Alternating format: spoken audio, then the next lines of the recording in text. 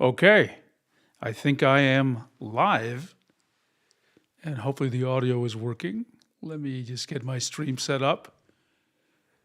A little bit of a not quite a last minute stream, but one that I needed to do.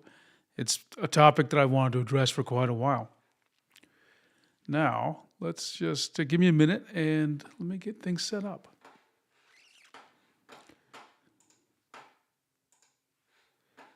Okay, chat is on.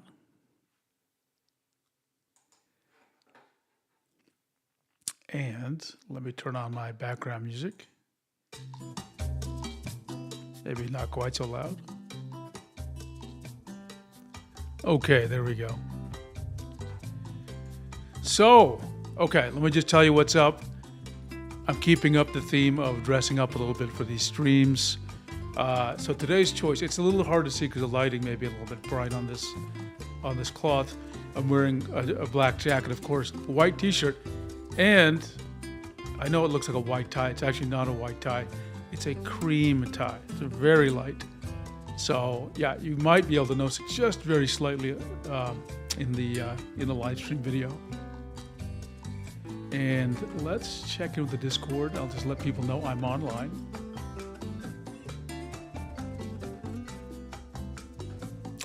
In the meanwhile, relax, enjoy the music. We're in for a fun discussion today. Where is my live stream?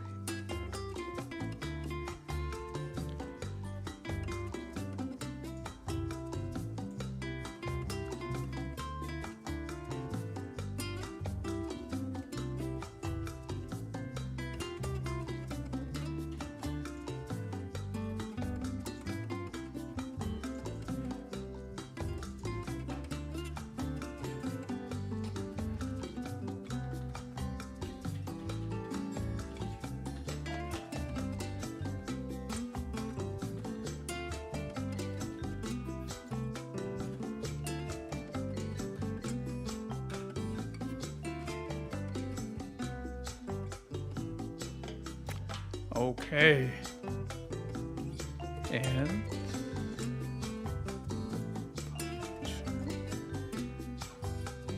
there we go.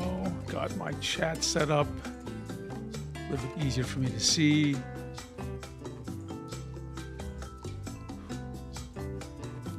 I see I have one thumbs up and one viewer. Man, I cannot wait to talk about this topic. So, let me tell you what the stream is about today. And it's something I've been meaning to talk about for a long time because it really is the sort of the hidden side of using a drawing tablet, which is we have to face reality. At some point, you're going to use a drawing tablet and something's not going to work. It could be the first moment you use the tablet. It could be a day in. It could be, a month or years in. But you're going to need help. And you're going to need to reach out to people for that help. So I answer, a lot of questions about drawing tablets on various places, several Discords, several subreddits. Sometimes people contact me through email, and I'm happy to help. And what I want to do is share some thoughts about how you can get that help and things you can do to get that help faster. And to set this up, let me give you a little bit of background about myself. So I have been using drawing tablets, as you know, for quite a while. And I worked at Microsoft for quite a while. One of the things I did at many points in Microsoft was really deeply participate in, what would you call them? Support forums. Now, I didn't run the forums. I wasn't someone who answered the questions typically. But as many program managers, when you have something you're working on, a specific feature or an area, you're a product, an entire product, you want to see what people are saying in the forums. And part of that's just a check-in to see how things are working out. Because maybe you added a new feature and you want to see if people are uptaking the features, they know about it. So you may do a little marketing there. You see the kind of struggles they're having. But if you take a look at forums and just analyze what's actually being said, and this is something I've done, I don't know the exact number, but I would say in my career, I've probably looked at several 100,000 forum messages, like not just messages, but like threads. And how do I arrive at that number? I actually used to very regularly sort of query the systems that people had questions, and you develop a sort of like mental model of like what people are asking about, how they ask, and the kind of strategies that would help them, again, get answers to their questions and solutions to their problems a bit faster. So that's what I wanted to cover in this stream. Okay, give me a second. Let me just take a look to see if anyone is, yep, I think the Discord's good. No questions so far. So that's what I wanted to cover, is what I've learned and what you can do to get answers to your problems. And these are, I guarantee you, very tried and true methods to get these solutions. Now, it doesn't mean that there's no work on your part if you're having a problem. Some of this does require you to do something. And there are reasons for that, okay? Another thing I'm hoping to do in this stream is to give you insight into how manufacturers or anyone who's producing software or hardware has to deal with the fact that their users have questions. So you get a little bit of like inside baseball understanding of how we think about the problem, and knowing that it'll arm you a bit better in interacting with us. Where us in this sense means a company that's selling you a product. It also means people who are answering questions, okay? So let's begin. Let me just get my notes here. 1 second. Those aren't my notes.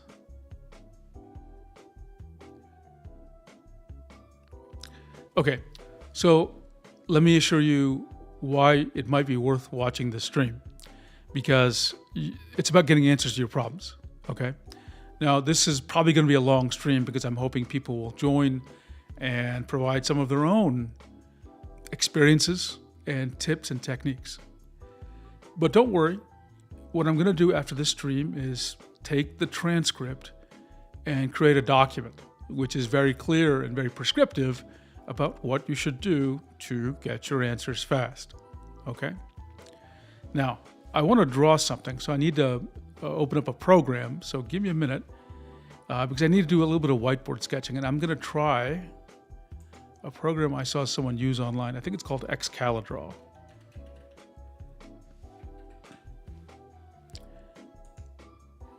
And I think it's open source. I believe it's available free, but there's also a subscription, but I'm going to just use the free version.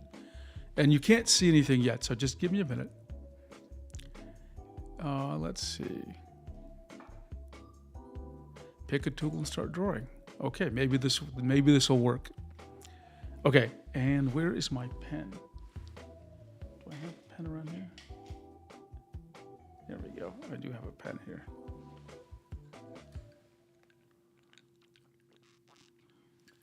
And give me 1 more minute. I just want to make sure that you can see what you need to be seeing. Let's see.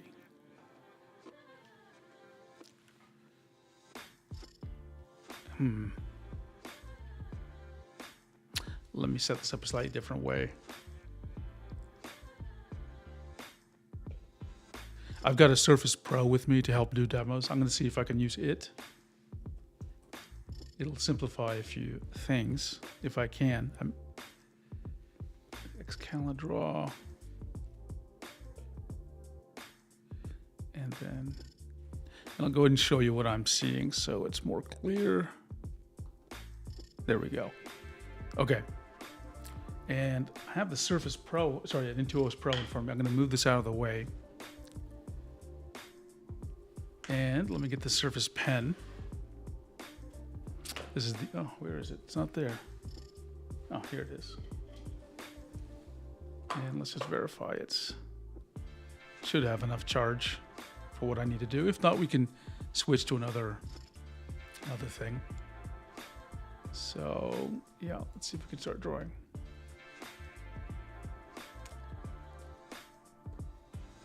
Okay, I can start drawing, and I'll move my keyboard over here.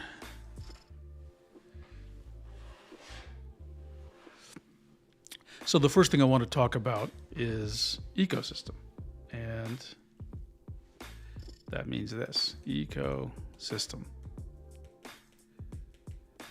Because it's important that you understand who is who's involved when you need help, okay? And once you know that, you will understand the different audiences, or personas as I call them, and how you need to think about them in this topic of getting help, okay? So let me clear things out a bit. Let me erase. And for those of you who use Excalidraw and who are faster than me, let me know, because I certainly am not I'm certainly not an expert here. Okay, so there's you, okay? And I didn't draw a good you. Let's try this. Why is that? Oh, that's opacity, no wonder, okay. Let me undo some of my little changes. This is the first time I'm really using Excalidraw. Okay, so this is you. You. Okay? And this represents just a typical user, someone who is experiencing a problem or just has a question. And you might be in a rush, you might not be in a rush. And remember, our entire goal of this stream is to help you understand how to get an answer to your question or solution as fast as possible. Now, on the far end, we have a company. Now, since we're talking about drawing tablets, really we're talking about a drawing tablet manufacturer. For the sake of argument, to make it specific, let's just say, I always pick on Wacom. Let's just say this is Wacom. Now, remember, when I talk about Wacom, they don't know me from anybody. I'm no one special to them. But the reason I'm bringing them up is because I want to give you a specific name. Okay? So that's the company, the people from whom you are purchasing something or using a product. Okay, now you have some kind of question, and you're going to pose it because you're having a problem. You're going to pose it to somebody. Now, where are you going to pose it? There are several places. We'll come into the places later, but for the moment, let's say they're internet. We'll just call them online forums, internet forums. Okay, so we'll call them online forums. These are places. That's one place where you're going to ask your questions. What are those forums? There are actually several choices. Sorry, sneezing. I always sneeze during these streams.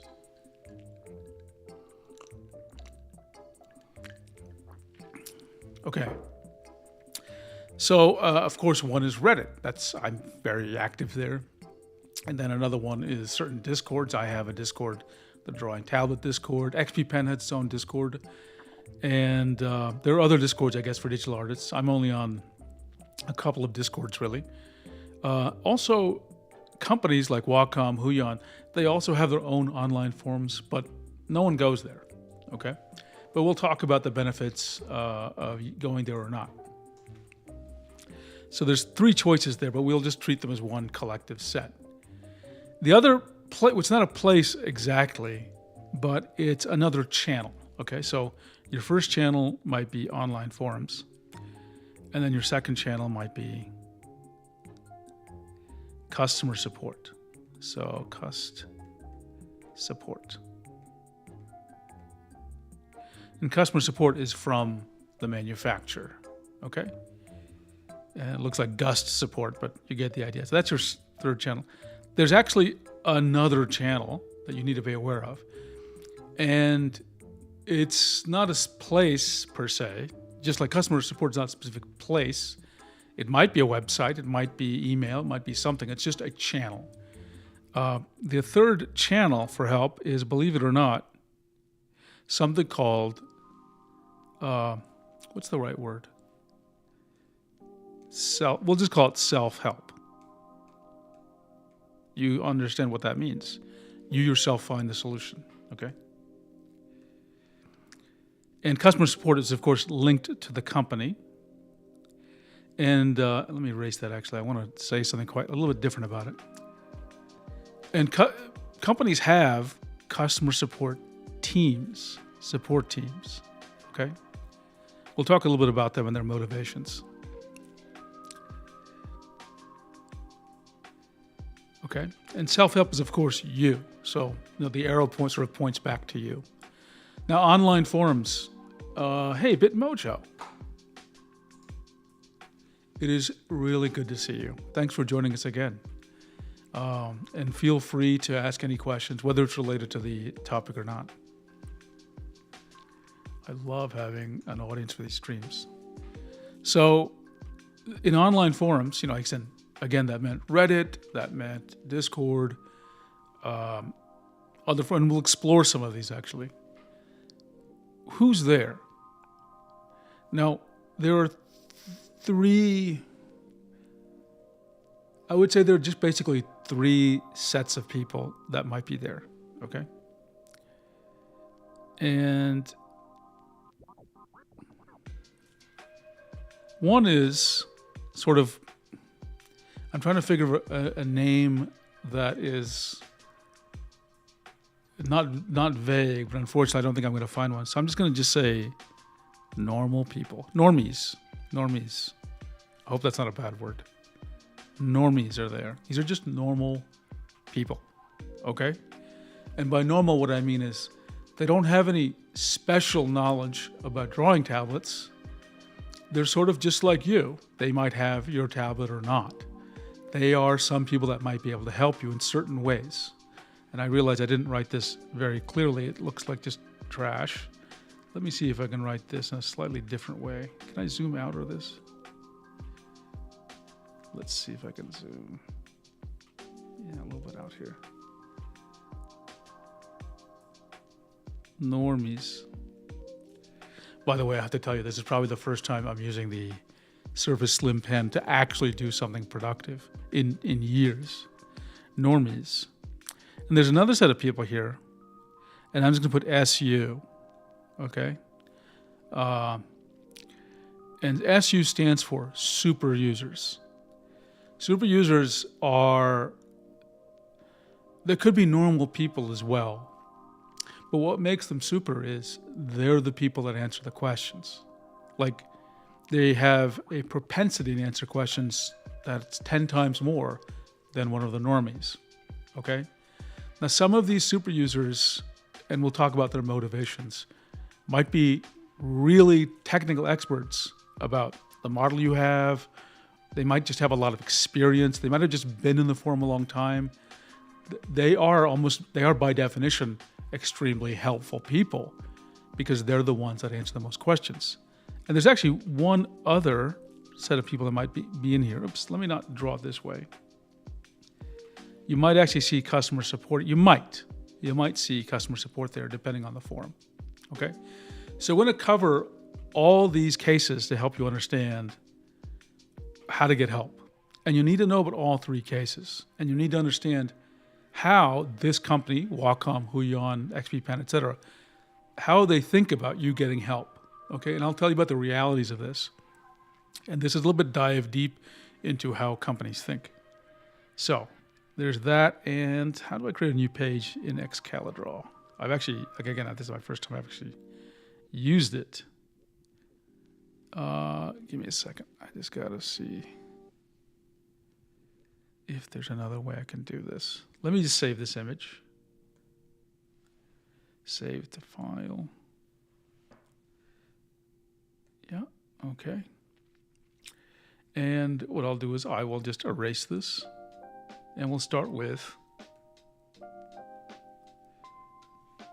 Actually, let me not erase this. I just want to talk about how companies think about getting help, okay? So, primarily the people that help you, it's not the CEO of Wacom or whoever, it's going to be people they hire to provide support. That's the customer support teams. Now, how does someone who's running the company think about customer support? Well, the first thing you have to realize is it's super expensive, okay? And you'd be surprised actually how much it costs. It's very expensive, and maybe I can share with you, when you have customer support, you're really looking at their numbers all the time. You're really seeing how many questions they answer, how many minutes they spend per question. And so I think in general, the world is much better at having customer support than ever before. They're friendlier, they're more competent, they have systems to help them. But how many customer support people do you think there are? And really, you'd be surprised, there probably aren't many. So if there are, Wacom on one of their boxes said they had, I think, 3 million. This is 1998? No, this is like 1996 or something. In one of my streams, I showed you the box that it said, we have 3 million users. 3 million is a big number. Now, just imagine for a second, you have 3 million users, and on the average day, even if 1,000 of them have a problem, you've got one out of every 1,000 have a problem. You've got 3,000 people that have a problem, okay? And there's no way, problems take time to solve. Some are trivial, some take long, but there's no way a typical customer support team, and the size of these teams really vary. It could be 10 people, it could be 20 people, but sometimes it might be 2 people, right? It can be a very small number. But if you have to deal with 3,000 and you've got a team of 5, if you have to deal with 3,000 3,000 threads, right? 3,000 separate questions a day, people asking you questions, you'd never be able to do it. It would just be impossible, okay? So if a question comes from a user, 3,000 people have 3,000 questions, how are they ever gonna make this work? And the answer is, it's impossible, okay? And the word that they use to describe the situation, how do they solve this problem? First of all, of course, they use tools to help them. They have chat bots, they have, I guess now, AI to help them. And they also create resources like documentation and FAQs, etc. So the general thinking of a company like Wacom is a concept, I do not know what word they use, but in Microsoft, we would have used the word support deflection. Now, deflection can sound like can be a negative connotation to some people when you say the word deflect. Like if someone asks me a question, I'm deflecting, it sounds like I don't want to answer. And that's not the tone that's not the sense in which you should take it. Deflection is more like literally, some projectile going somewhere and it gets deflected to a solution, but in a different path, okay? So support deflection basically means if a question comes in from a user, and let me just draw something in red here. Instead of going, I didn't pick red. There we go. Instead of going directly to support, right, it gets deflected earlier, right? Something else solves the problem before customer support has to kick in, because support is expensive. Now, this deflection really comes in 2 parts, right? It's self-help and online forums. That is the community, okay? So what they're counting on is, what they would like your help with is try the self-help first.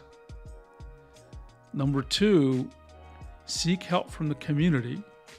And then only on the third case, this is the third option. Not third option, it's the third step. Once you can't figure out 1 and 2, then contact them, okay?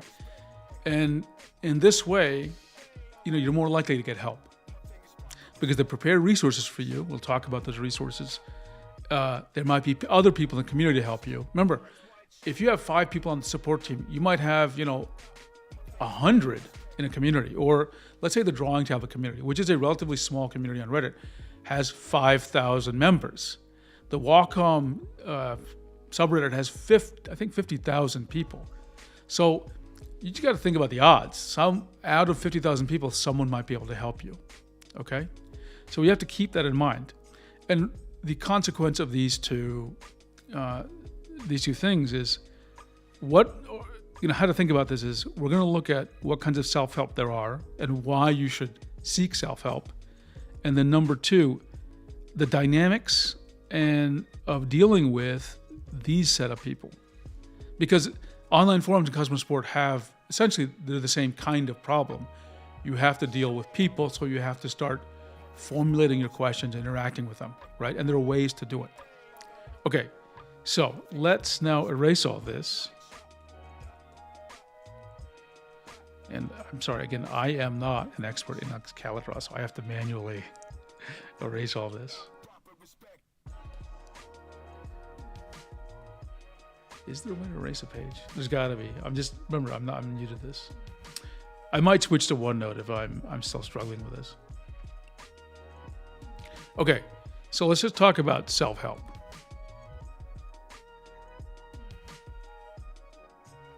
Okay, so self-help is critical. It's the first part of support deflection, and really, it has a virtuous quality to it.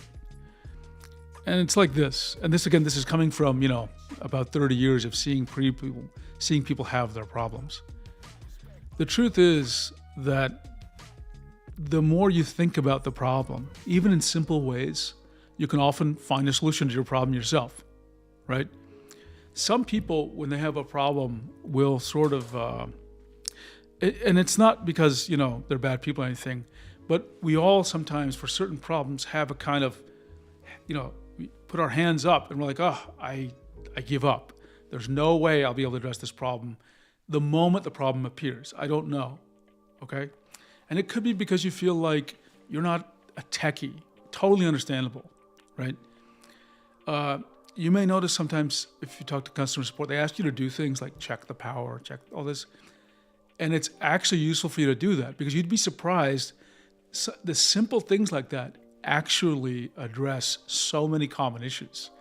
It's happened for me myself where I've many times I'm like, this device isn't working. I didn't plug it in. So as silly as it sounds, there are things you can do that would just solve your problem. Just simple things, both specific things as well as general things. I'll cover some of those. And Bitmojo has a few comments. Let's take a look. I once contacted Wacom's online support chat to figure out how to prevent pen mapping's sense area and mapping area settings conflict with each other. Sense area. What is sense area, Bitmojo? Hey, Cammy Luna's there. Cammy Luna, I think you're on a bus, I believe, traveling. Tell me if that's not the case, though. Because I would love it if someone was watching like from a bus or...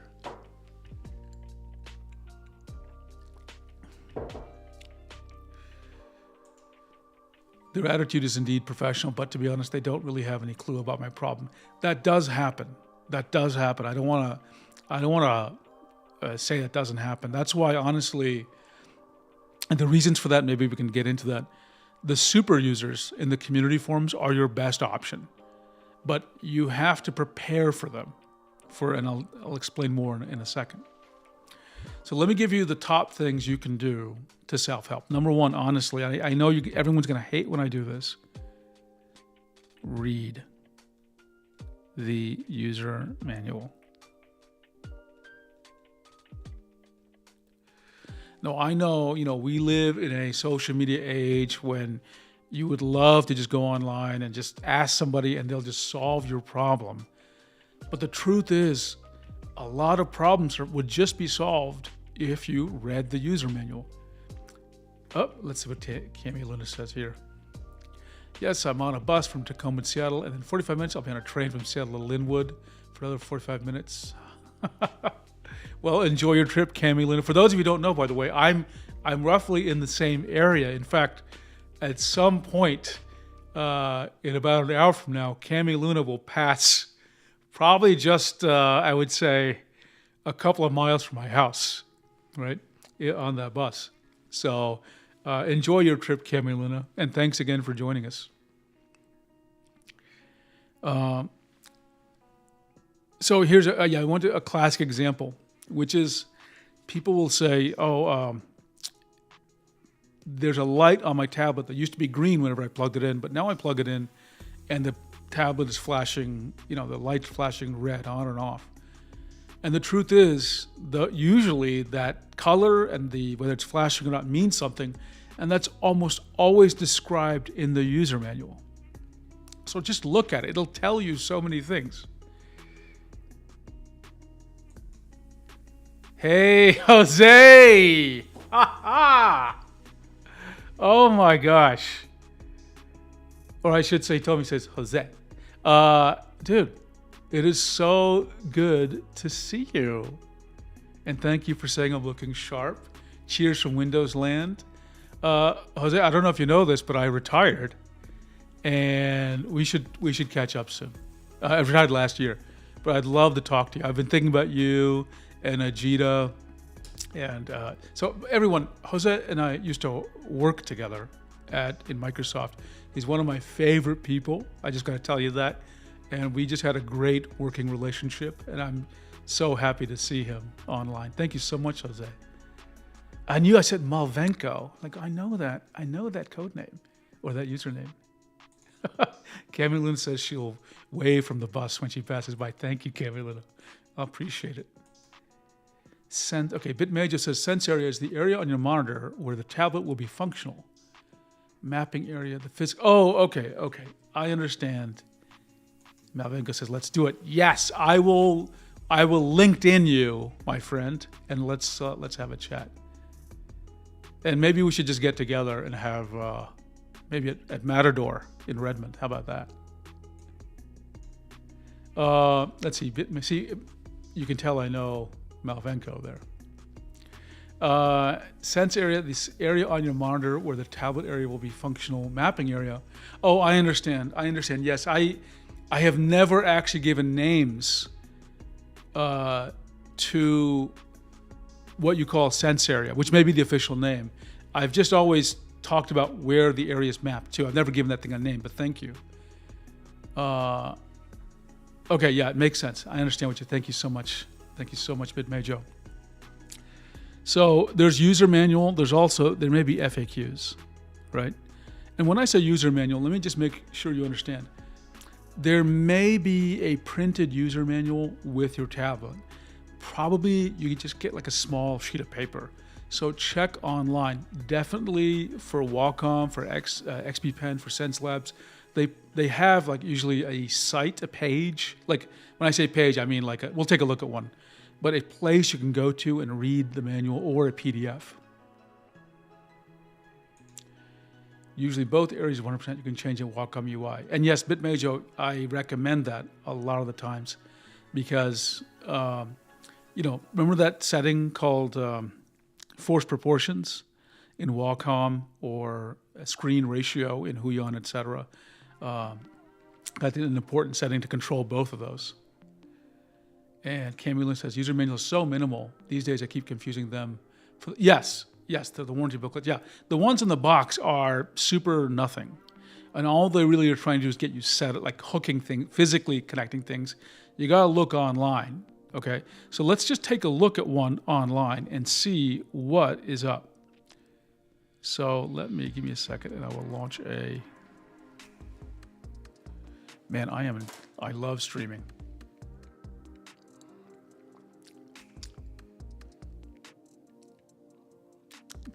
If anyone's wondering what I'm drinking out of, I just want to let you know what it is. I used to play ice hockey. And this is, when we won, this is like 10 years ago, we won a season. And so this was instead of a trophy, they started giving us these trophy cups and sometimes beer mugs. So this was what? This was the winter 2009-2010, we were the division champions back then. So that was quite a few years ago. So this is 15 years ago. Okay, give me a second. I'm going to find an example of a user manual, and we'll just take a look. I know you can't say anything. We'll get there in just a second.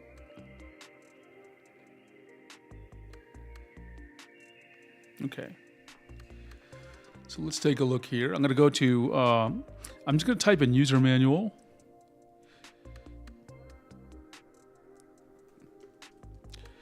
And I'm going to type in Intuos Pro 2025. That's the newest Intuos Pro. Let's just take a look, okay? Actually, that's not a good choice because even I'm having trouble finding it by myself. They have a how-to set up and get started, but I can't quite find. Oh, they keep asking these cookies, right? They don't have what I would call a normal user manual. They just have this, which is not bad, but that's not what I'm really looking for. Let me try a slightly older one by Wacom medium. So sometimes it will not be possible to find the user manual. Oops, mail.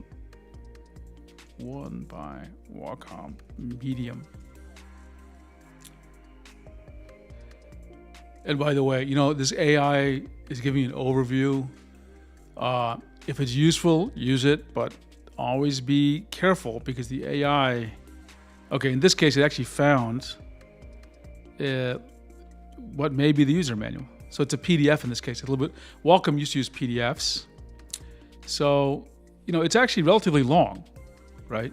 It's not a trivial little user manual. There's a lot in here, okay, about how to connect, and it teaches you how to use the driver. So please look at it. They put a lot of effort to make this user manual work. Look at it, okay? Now, if you cannot find the user manual, what should you do? Contact customer support. If you tell them, I have this model, and we'll talk about how to ask them this question in a little bit, they will, if you just tell them, I cannot find the user manual, I'm having a problem, I can't find the user manual for this tablet, give them the model number or the name, they're more than happy to tell you where the user manual is. Why will they be more than happy? Because that's a very easy answer for them to give. They're like, this person wants to know what the user manual, here's the link. Cammy Lenn says, the AI overview is fine as long as you're not told to glue cheese to the pizza. Was that an actual AI thing? I vaguely recall something like this. That's interesting. Okay, so let's take a look at the next thing. Sorry, I gotta find my Excalidraw. Okay, the first thing you do is user manual. Now, that's a generic thing to do. The second thing to do is you need to do what I would call a little bit of, you need to do a little bit of diagnosis.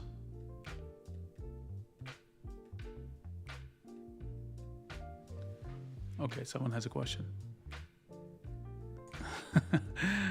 Malvenko says, instruction clear, I ate the glue pizza.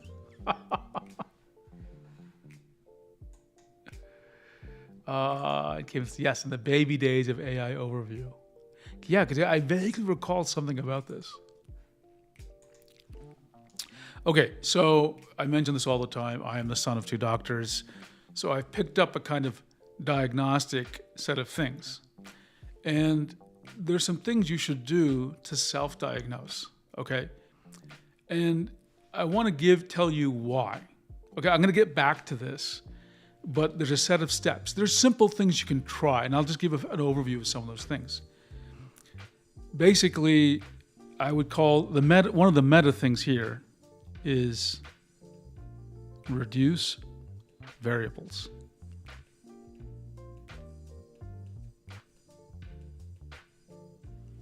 Right? And then change variables in controlled ways. So what's reduce variables means? So let's suppose you have a pen tablet which connects through a USB. If there are other things that are involved, minimize them. Meaning minimize here does not mean minimize an app. It means unplug other devices. Just get rid of things. Try to simplify the situation where the problem is to the smallest simplest case. So and a great example here is you have not just your tablet plugged in, but you also have, some kind of microphone plugged in, right? Through USB port. Unplug the microphone.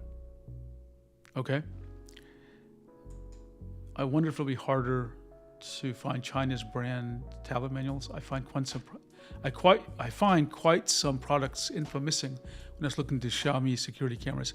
Bitmojo, I believe that. I will say for the tablets that I look at, Huion and XP Pen, I've easily been able to find manuals for all their tablets, even old ones.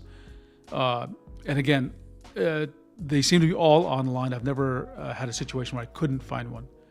But if you have trouble, always just contact the support, and they'll help you find it. Okay. So yeah. So again, going back to my thing, if you have your pen tablet plugged in and you have so many other devices, get rid of as many devices as you can, so that they, because possibly things can be interfering, causing the problem. And sometimes what you might discover is some of these other things are associated with the problem. So for example, it might be that, and let me, how can I say this? They're linked to the problem, okay? So here's another variable you can reduce. If you're connected wirelessly with the pen tablet, try wired. Because wireless connections are a little more risky, and they're one more way in which there could be something wrong. So try it with wired, right? If your problem is your your pointer is not on the right place or doing something funny, and you have two monitors, try just one, okay? And even just going through simple options like this will help you. Another thing that will help you is just trying to change some of these variables in very controlled ways. So, let's suppose you can change 10 things.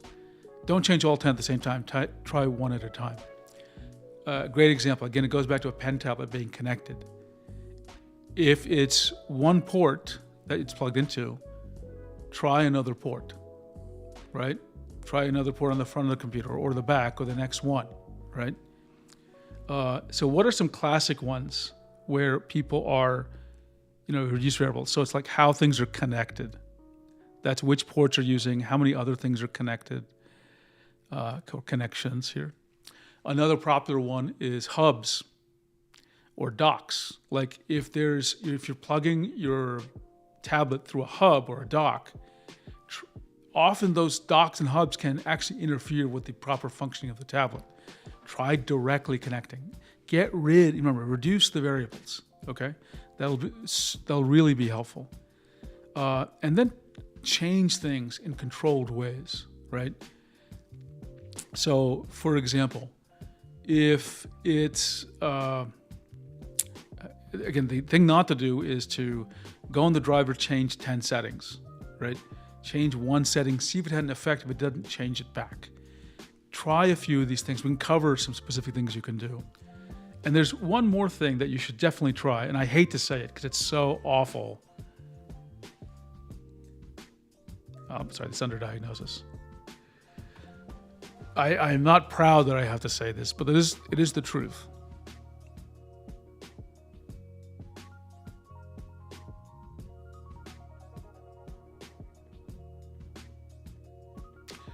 Restart your computer. For some reason, which I've never been able to figure out, computers, drivers, Windows, or Mac OS just get mentally messed up because, I don't know, cosmic ray has flipped a bit in the CPU or something. Or some program is just momentarily confused. We never know what causes some of these things. And honestly, restarting your computer will fix the problem, or has a surprisingly common chance, surprisingly possible, it will fix the problem itself, right? It's cheap, it's easy to do, just try it, okay? Exactly, Cammy, just turn it off and turn it back on again, right? Now, I don't think you need to turn off the computer and turn off. Usually a restart will do it. Unplugging, plugging is the same thing, right? So just try that. You'd be surprised. Now, some people say you should go restart the driver and things, but the truth is, if you restart the driver, there could be other things interfering. So for me, restarting the computer will reset the driver as well. So that's why I think that's a good one. And Cammy Luna, that's a, yeah, on or off, or unplug and unplug. Plug, and unplug. These will just generally be simple things. And if you've tried these things, remember what you tried, because we're going to revisit this later. So try this. This is the basis for, self-help. If you can do this, believe it or not, I'm just going to make up numbers here. If you have a problem, I would say self-help, just doing this, might cover 50% of the issues that you have. Okay? Because most problems are pretty typical. It's only some of the time that these problems are very unique or weird. Okay? So just try it out. Okay. Now, let me erase this. I feel so embarrassed that I'm not able to do this in a, just erase the entire page.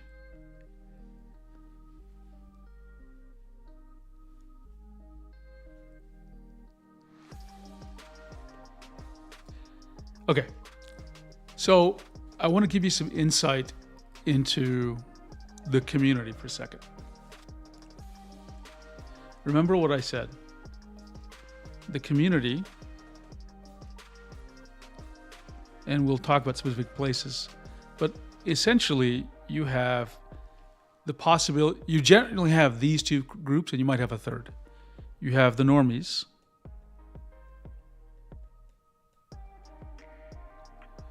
and you have super users.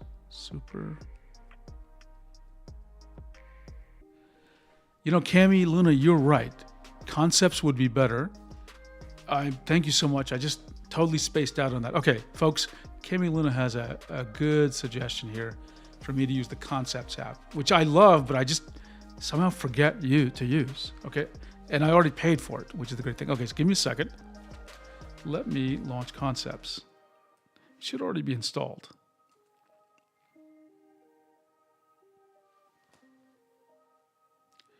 And let me just,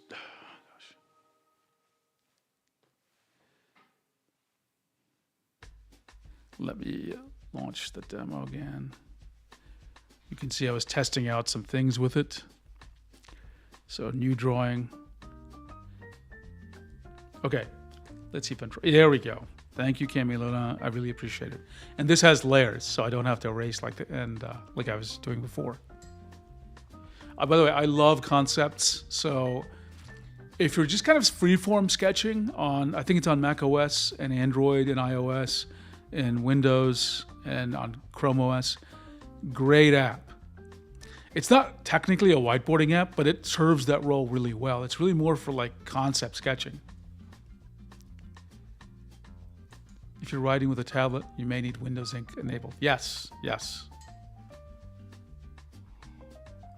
I think Concepts requires Windows Ink. Okay. Maybe I can, you know what, Cammy Luna, I was just thinking, maybe I should see if the Concepts team would do an interview. Because that could be fun, right? Tell me if you think that'd be an interesting idea.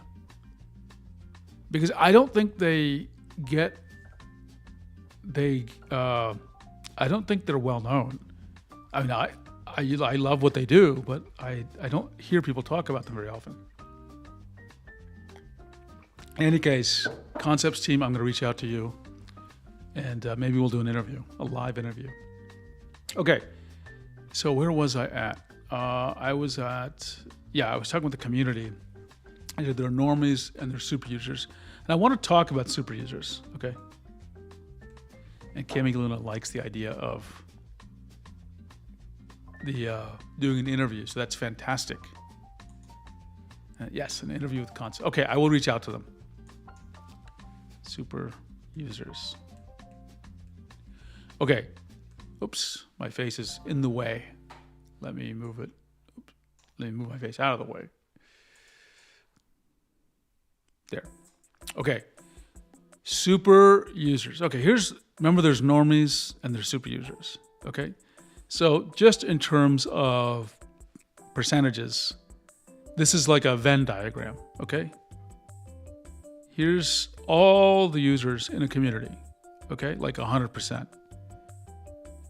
Here's actually, let me draw it as not a Venn diagram, but like two separate circles, because it'll be maybe a little bit easier to explain. But basically, 95% of the users are normies. This is by population, okay? And then something like 5%, maybe less, could be 2%, are super users. Okay? Now, why do I bring this up? You need to ask questions. So when you let me draw a U here, and you're going to write a question, and you're going to write some text, right? You need to understand that, yes, everyone is going to see this question, but the people you need to target are the super users, okay? You need to write in such a way that these people, that's your actual audience. Let's see. We have a few questions. Best Linux gamers, thank you for all your amazing detailed in-depth reviews. I wish there was someone like you for every product out there. Thanks so much. I love getting comments like this.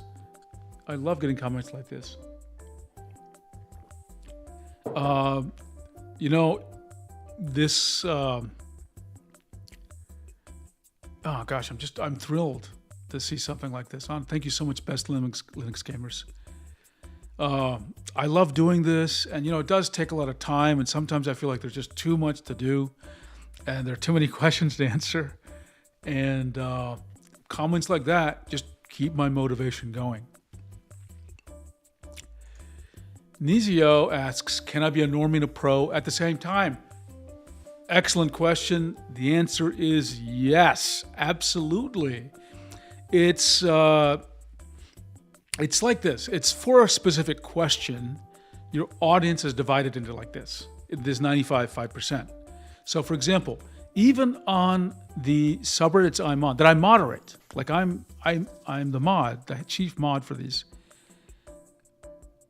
Most of the questions, I'm a super user because I have, 30 years of experience and, like 90 something tablets, right? But there's lots of topics people bring up where I'm a normie, even though it's about a drawing tablet. Let me give you an actual example. So I'll give you two examples so that we're totally clear. When someone asks about, which tablet has the best pen? I can answer that question. I've done research, I've measured things on a scale, like I can just very clearly answer that question. I can answer it historically, right? So I'm a super user, I'm an expert in that sense, right? However, when someone says, how do I make the colors on my tablet look like the colors on my monitor? I'm a pure normie. Like the minute someone asks a color question, I give up. I have no clue. I've tried to learn, I just don't have the brain to understand color science apparently, right? So people can be different things, right? So it's natural even for me. Sometimes I'm a super user or a pro, sometimes I'm a normie, okay? Now what makes super users interesting is the following. Remember, super users are 5% of the population, okay? And by the way, even though these aren't real numbers, these are very much like the real numbers, right? And I know that because I have looked at the real numbers. Again, I have analyzed the answering behavior for, at this point, I think I've personally reviewed like 500,000 threads of questions. I have looked at millions of question, threads sort of statistically in various forums, okay? And I can assure you, especially as the forum size grows larger, the super users, here, let me draw it a different way here. Let me clear this layer. Oops, how do I? Sometimes even I get confused about this concepts. Okay, so remember normies and super users. This is 95% of people in the population. 95%, and these are 5%. Okay?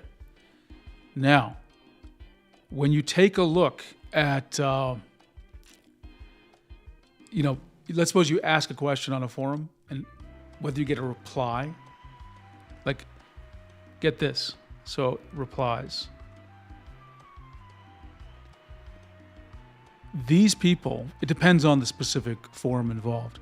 The super users are involved in like, I'm making up this number because it varies, I think, a bit more. They're involved in like 50%. They provide 50%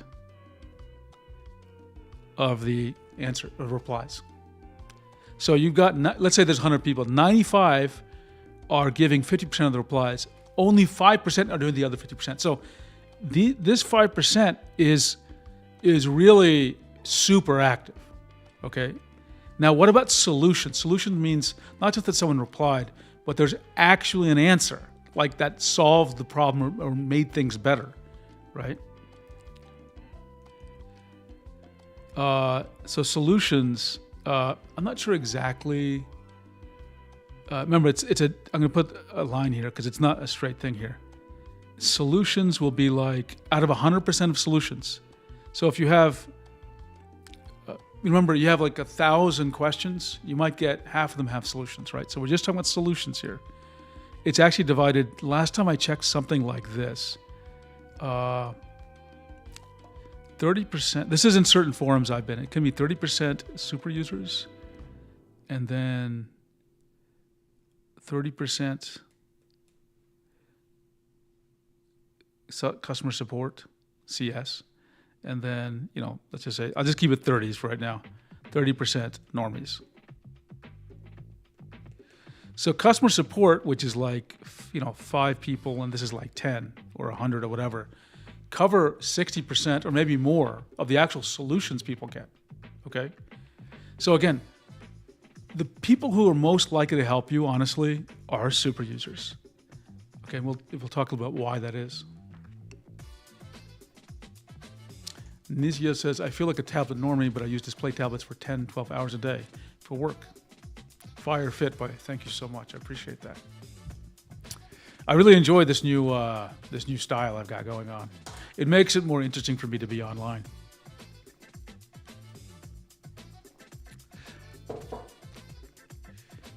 Cammy says, I just lie and say I'm colorblind. Dermond says, I'm fortunate enough to have never had any issues with my tablets. Cat Orange whistling. That is very lucky indeed, Dermond. Okay, so super users, they answer, basically super users answer the most questions. They sort of have the most knowledge and the most history. And you have to understand, they just have seen the most questions. A normie, most people on a forum are just there to get an answer to their question. They're not writing anything. But the super users are replying, and they're replying over and over to so many people. And they have knowledge, not just because they have technical knowledge, they've seen the patterns emerge, right? And let me give you some insight into the psychology of a super user for a second, or someone like a super user. Give me one more moment. Gotta get some of these layers hidden here. Okay, so the psychology, like what's in the, I'm just making stuff up now, but hopefully it'll be useful. Right, so first of all, they have a lot of what's in their head. Maybe psychology is not the best word. They have a lot of like historical knowledge. Right? Sorry, my writing is, I know, bad. And they have a lot of context, right? And they can see a lot of patterns in questions, okay? And they're, I'm going to get a little technical here. Their brains work in a certain way. Anyone who does this, your brain starts working a certain way, okay? And they have what we would call, I'm not sure what someone who studies the brain would say. I think I would say content-based indexing.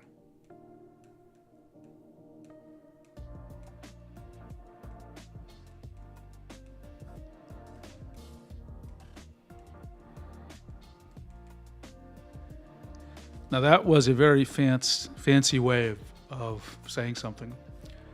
What that means is this. If you're writing a question, their brain can search back through their knowledge. They have an internal knowledge base. And just by saying little things, they can sort back and find a solution for you. Okay? And we're going to exploit this behavior, this attribute. We're going to exploit this. Okay? So this is all about knowing how to write questions that get super users to answer your questions. Okay? And let's now talk about that. So we're gonna hack the game. Okay? And let me take a drink of water. And so this is the question of like how. Oops, there we go. How to write good questions. And what the goal is. The goal is to get a super user to answer. Right? Ultimately, it's to get to your solution. Okay? Nizen asks, have you reviewed the updated XP Pen Deco 01V3? I have not, but now that you mentioned it, Nizen, I will place an order for one and get it. I am very curious. I believe, tell me if I'm wrong, the difference is they added support for a new pen. I just don't know which pen it is. I'm hoping it's the X3 Pro pen, but I'm not sure. But I will order it. Or maybe it was just the X3 Elite pen. I can't remember which. So your goal is to get a super user to answer, and there are ways you can get them to answer and a way to make it easy for them to answer. Okay? So we'll talk about pattern, do's and don'ts, patterns and anti-patterns. Okay. Let me give you the top frustration of someone who answers a lot of questions. Okay? So this is an anti-pattern.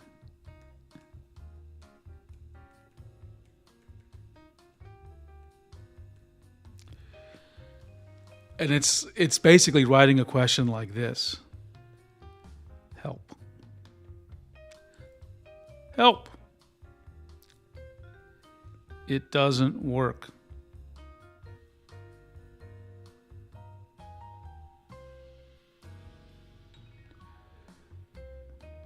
Here's another one. This actually happens. I'm about to lose my mind. And there are variations of all this. Help. I need help. Someone please help. It doesn't work. I can't get it to work. Why won't it work? I'm about to lose my mind. I'm frustrated. I can't believe how bad it is. Okay? These are anti-patterns. These are things you should not write. When someone who answers a lot of questions sees this, immediately, what is in their head? In their head is, they just know they're in for like it's going to be tough for them.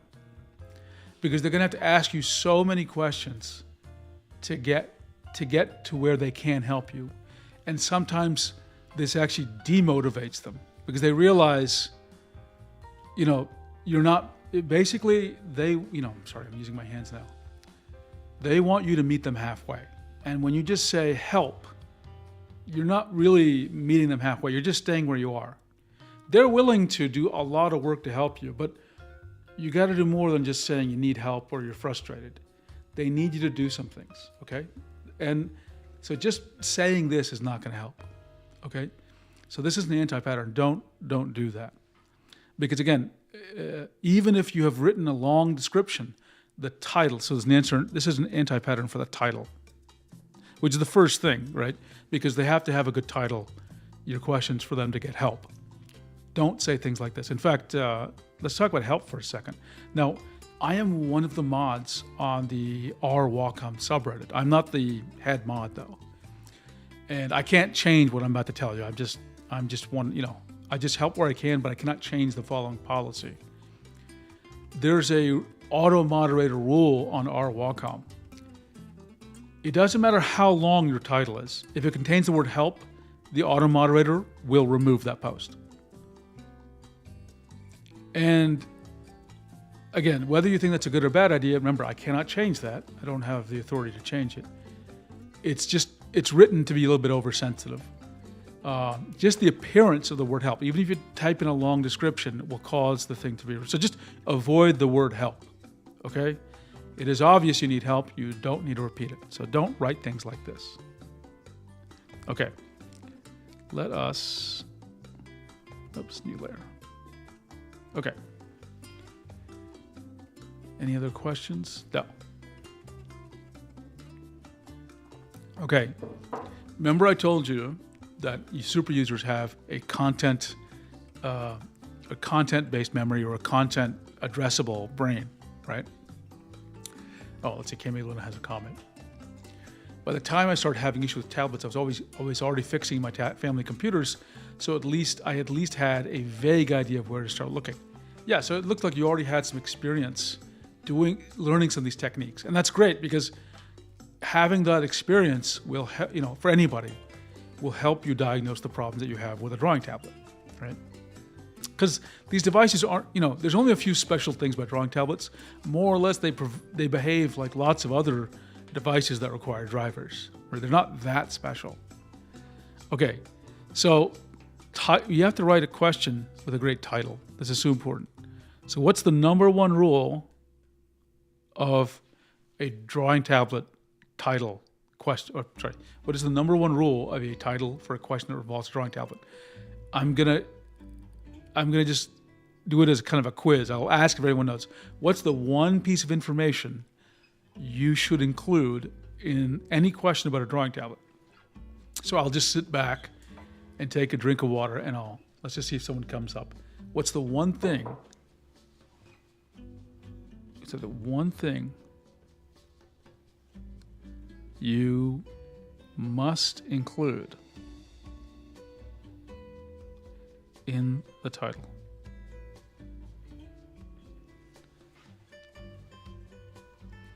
Okay, and I'll watch the chat and see if anyone. Okay, let's see. Someone has actually an answer here. Mohammed says your system. So this is one of the. This I'll just say. People said.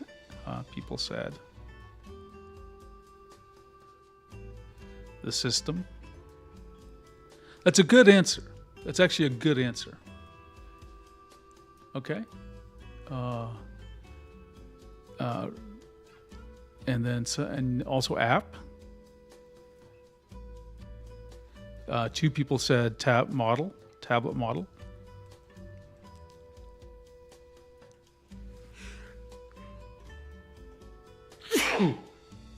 I apologize for the sneezing. Looks like the pollen is really. So first of all of these are good answers, and to some extent, all of them should be applied, should be revealed in your title. We'll talk about some techniques, but the most important one is actually the tablet model number.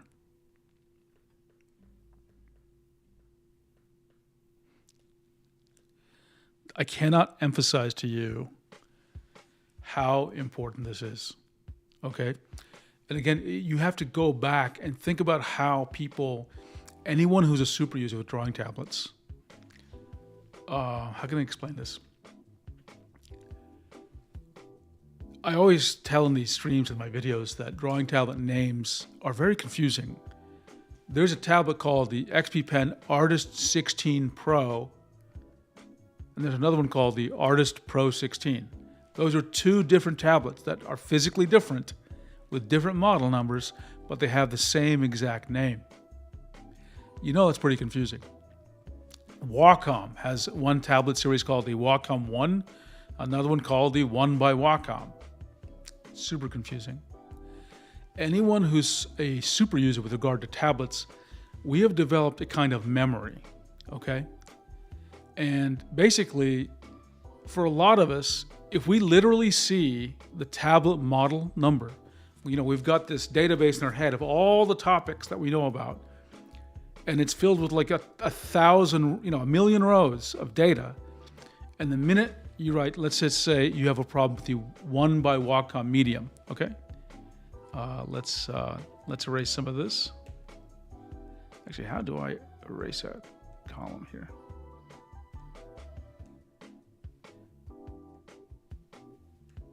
Okay, so let's suppose you have a 1 by Wacom medium. And I know the model number. This is just how we are. It's CTL 672, okay? Everyone who's like a super user on these forums knows the model number. And immediately if I see CTL 672, that database of like a million rows has gotten filtered to 50 rows, right? Like the information has gotten scoped in to exactly this model. And so we know, and we know how many times this question has been asked in the past, the kinds of issues that have been happening. So already, even without knowing anything else, if you literally wrote, I mean, I'm saying this is not a great title, but just let's start this way. Problems with CTL 672, my mind's already prepped for you. I already know the kind of tablet it is. I know the model number of the pen. I know the kind of issues people have with it and why people buy it. I'm already prepped, okay? Always include the model number. Now, if you look at me when I answer people's questions on these streams, in Reddit, I actually, because not everyone understands the model number, okay? I'll generally almost always write, like, let me write a title for you. Problem with one by this is so terrible, my writing. 1 by Wacom medium, and I'll put in parentheses, CTL 672, okay? Quotation marks on. If you just did that, name and model number, you would get to your answers, 5 times faster. Because the super users, that is our first question. Which tablet are you talking about? Right? We already know. Let's see. Cammy says, I call this the 1 by Wacom curse. Indeed, it is a curse. And if Wacom is listening, if you need someone to give you better advice on how to name things, call me. More than happy to do it for free. Cammy Luna says, you can easily erase things in concepts by using selection tool and lasso and making a circle.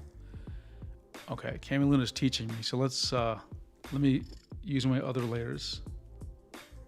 The selection tool. Which one's the selection tool, Cammy Luna? Okay, it's this one. Oh. Is that it? Oh. And sorry. And then the trash icon appears. Am I not doing this correctly? This is the selection tool. Make a circle.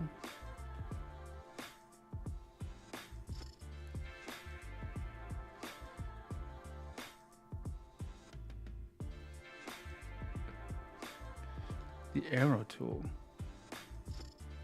Okay, yeah, but why can't I select them? Or am I just not seeing it correctly, Cammy Luna? Because I think I am selecting the right tool. This is the arrow. Okay, I'll try maybe a little bit later. But thanks for trying. My brain is just not very good at these kind of things. Oh, look at this. One by Wacom, Ouroboros. And just so everyone remembers, that word means the snake that's sort of eating its own tail. I think it's a Greek thing, if I'm not mistaken. And then Dermond had a comment here. Wacom, please return the bamboo line for entry level. Dermond, didn't the bamboo line become the one by Wacom? Or was it the Graphire? I actually get very confused with the lineage of the consumer line, because I'm usually using the Pro line.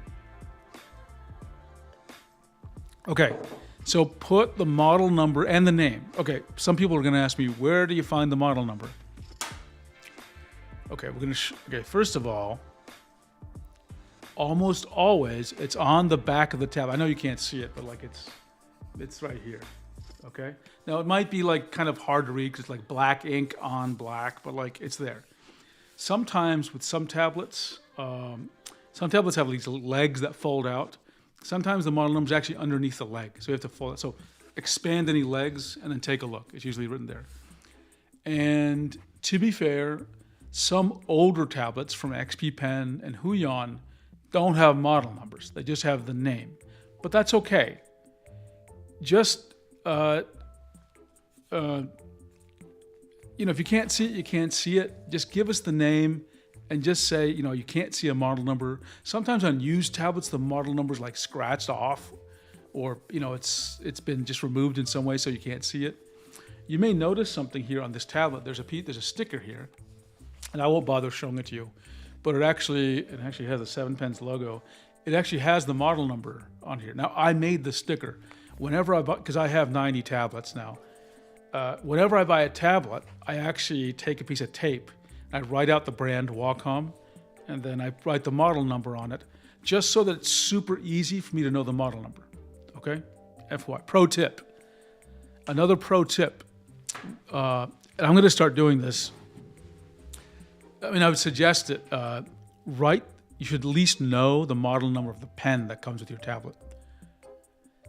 That would help, trust me, that will help you immensely in the future if you know the model number of the pen. Okay. You click on the item picker, it turns into lasso style. I'm going to try this now, Cammy Luna. Click on this, and then you click on the item picker. Oh, I see. And now I guess I can hit delete. Thank you, Cammy Luna. That solved it from, sorry, everyone didn't see it because I got a comment up there, but now I understand. Thank you. See, I learned something. I learned something from all of you as well. In fact, I need to delete something else, so let's just do it again. It worked. Or no. Yeah, there we go. Sorry. Item picker, lasso. Why is it not doing it this time? Item picker, lasso. Okay, I'm a bit confused about that one. It worked a minute ago. See, Dermon, I don't have an idea. One by Wacom is basic level. One by Wacom 1 is entry level. Intuos is medium, and Intuos professional. Yeah, it's the bamboo and Graphire. It's those that confuse me. Bitmojo, 1 by Wacom is basic tablet. Wacom 1 is tablet to connect them all. That's how I understand it. Interesting. Yeah, I think Wacom hasn't clarified. It's confusing. They have several in the consumer line. It's very confusing. Okay, so number 1, get the tablet name and model number. Okay, that's the first big tip I have for everyone. Okay, the next one, and it's not easy. Number 2, I said don't ask for help, right? Or I said that earlier. Number 3 is like be specific about the problem. And it goes back to when people say it doesn't work. Well, what doesn't work? And don't say like, well, if you say I can't draw, we don't know what that means, okay? So additional context will help. And the simplest thing, people already said it. Let me get, write down the app. Can't draw, sorry, I'm getting ahead of myself. So here's a better title. One by Wacom Medium CTL672 cannot draw with Krita. Okay? So let's just talk about that for a second. The very fact that you mentioned Krita, okay? What do you think we as super users will think about here? We're going to say, okay, what other apps does it not work in? And so you should specify that, right? You can just say, it doesn't work in Krita, works in Clip Studio Paint, or works in other apps, right? Knowing that it works in one app but not another is huge for us. Almost by definition, we know there is some interaction that is per application. So let us know, right? Say it doesn't work in Krita, but check that whether it works in another application. Okay? Cammy said, just got off the bus. Hi from Seattle. There are two buttons at the bottom screen that you toggle between selecting locked and all items. And the third button lets you select stuff from layers, active layer. Man, I have really got to learn. I'm going to try this one more time. This app. All, item picker, lasso, or item picker, active. Okay, this worked. Oh, I'm on the wrong layer. No wonder. Okay. And then delete. And then delete. Okay, getting better. Getting better. So again, now we're back to like a better title, right? Can't draw, CTL672 can't draw with in Krita, works with Clip Studio Paint. Lots of information there. You can just leave out the Clip Studio Paint. You can put that in the body of the message, okay? Now, what was the other thing? Operating system, yeah. So just tell us, right? Like, what are you running on? So in this case, you'd want to say whether it's Windows. If you literally said Windows 11 or 10 or whatever, or you said Mac OS, or you said an iPad, or you said, the phone, let's say it's a Samsung, whatever, right? Saying some S24 Ultra. Just tell, that alone will cover so much. I've already debugged like 10 things, okay? Just by saying that. Or sorry, I've gone through a lot of elimination in my head because like I know the kind of problems you might have on Windows versus Mac OS, okay?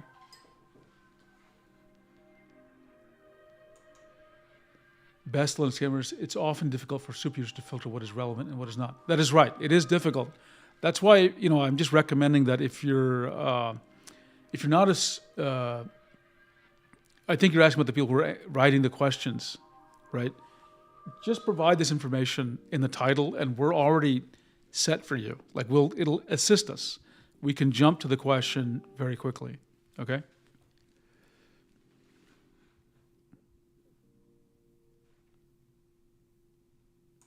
Problem, thing won't work, please help. That is such a classic. Like, if you're a super user, your eyes are like rolling, because like you take a deep breath, like, because you just know you're in for a fight. Not that you're going to fight with the person who's answering, it's just like, there's going to be like 50 questions that you're going to ask back and forth. Did you try this? Did you try this? Did you try this? And it's just going to be a while, okay? And sometimes that is what happens, but it would really speed up your life if people just got the information quick. Cammy Luna, the active option is what you click on to toggle all layer selection. Got it. Dermont, Windows equals Windows Ink 90% of the time. That's exactly right. When you tell us something's not, if you say pressure isn't working on Windows, 90% of the time, we know who our culprit is. It's Microsoft, and it's Windows Ink, okay? And we know exactly what you should be doing, but just telling us CTL672 Windows, no pressure, right? So let's give an example. Let's go to the Reddit and give examples of writing good titles, okay? So let's get to Reddit.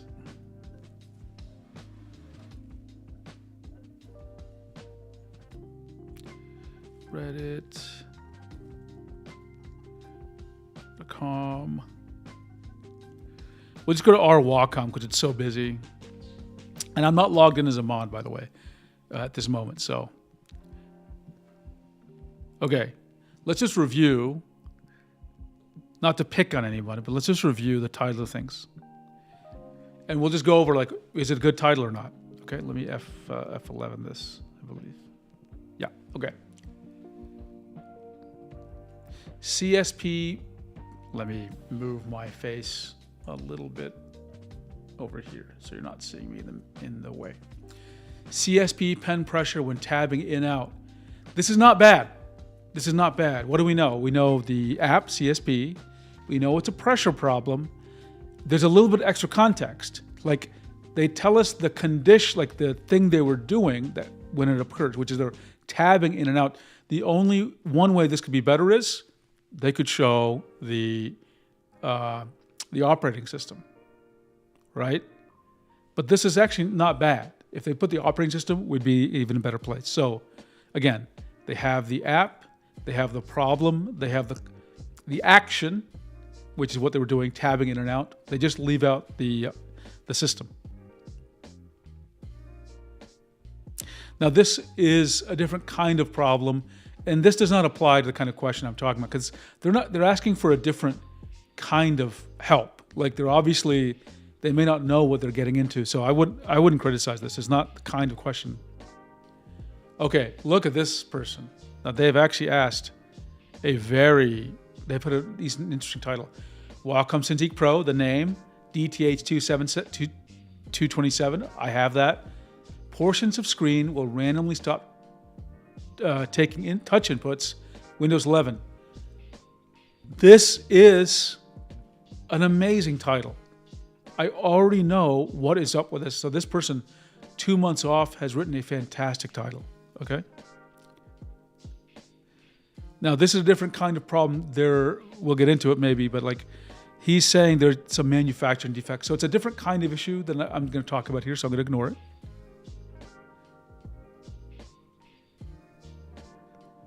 What drawing program? This is not a problem. It's a different kind of question. He's asking a generic question.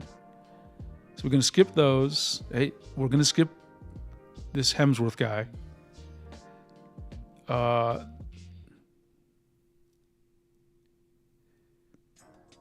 That's really not a different kind of questions. This is not a specific tablet question, so I'm going to ignore it. This is actually a decent question. It's a different kind of problem. It's a more generic problem. Are the nibs interchangeable between this pen, CP913 is one pen, and another one? Very well done. It's very clear. Someone who's a super user can just immediately just like yes, no, right? Okay, this one, Block Dog 6 days ago. Pen pressure detected even when pen did not make contact with the tablet. This is usually a drawing while hover problem. So this person has done a really good job explaining the problem. And he does include a picture, which is nice, or a video. But really what this person should do is say Wacom, model number, and then on Windows. And then we'd know much more, okay?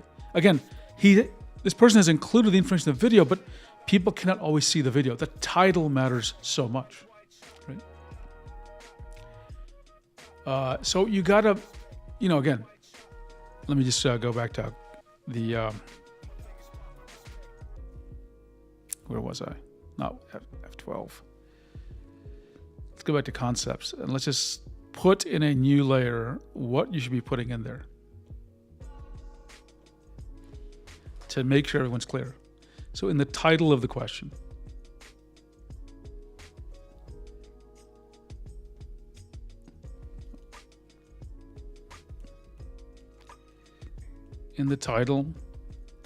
you want obviously the model name plus model. Sorry.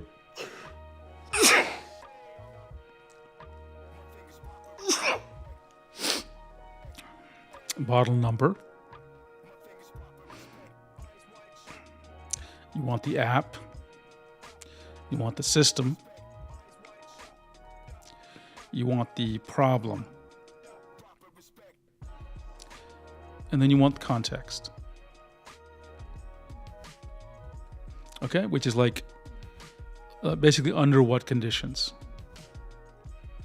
Like condition, under this condition, or, you know, what were you doing? What action? What were you doing that would reproduce the problem? Those pen model numbers are really long. So let's bring that up for a second, actually. I'm glad you mentioned that. So you're talking about these model numbers. So I don't know why it is model numbers for these two are written this way from Wacom, but really for these pens, only the first few digits matter. So it's just CP913. We don't need to know about the rest. And this is CP923, right? Unfortunately, the Wacom lists them differently because these other numbers have some other implications about, I believe, which region or some other identifying thing about the pen, but really it's just the first three digits will tell you for these pens. So this is my first big tip. Oops, you can't see. Where did it go? I think I must have, where did I hide that thing? Just so everyone sees what I was saying. These model numbers here are only the first couple of digits matter. Where did it go? Yeah, the 913, 923. And then we went back to concept. So model name plus model number, app, system, problem, and context. What were you doing? Okay. So that's the title. You've won half the battle with the title, let me assure you. Okay. Now, the title can't contain everything. Okay. So then you have to then we have to talk about the body. And I'm going to try now if I've learned this correctly. Okay, so far, yeah, I'm able to delete things now. Thank you for everyone for blessing me. Now we're going to talk about the body. This is the body of the message.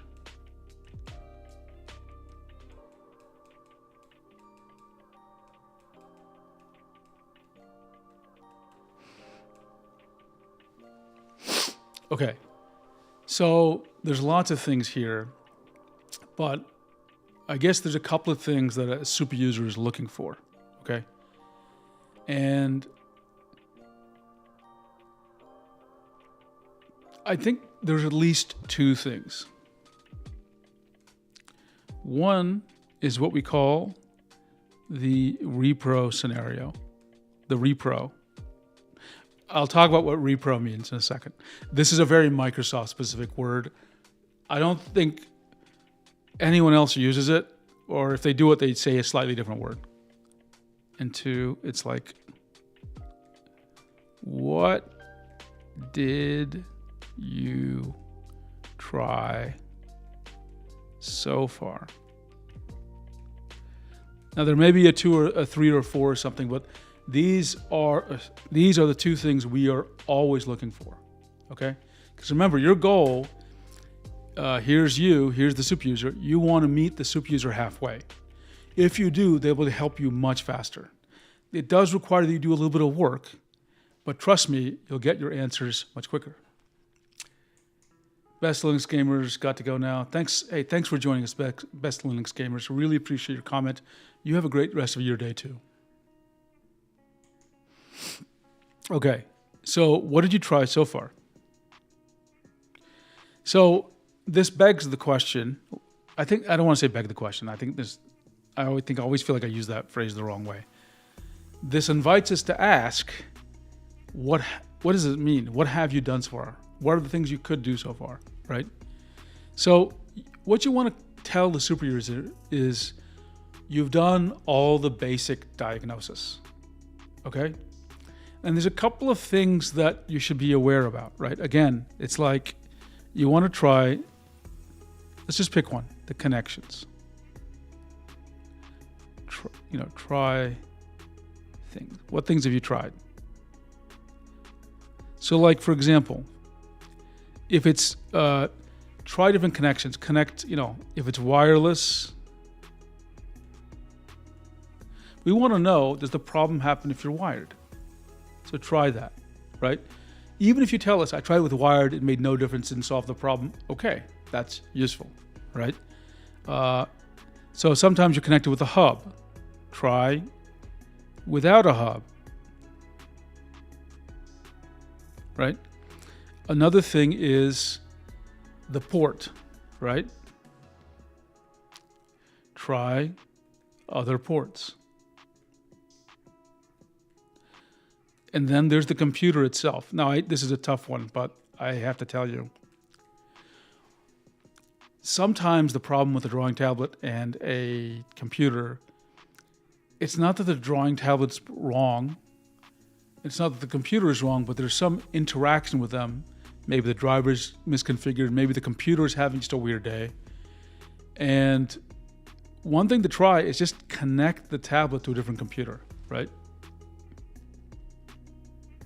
Now, I realize this is tough because not everyone just has a spare computer sitting around for them to try, but it is worth it, right? For example, if you tell me that you can't have pressure on one computer, but you went, you tried it on another one, I would be like, okay, well, obviously there's something weird about your computer.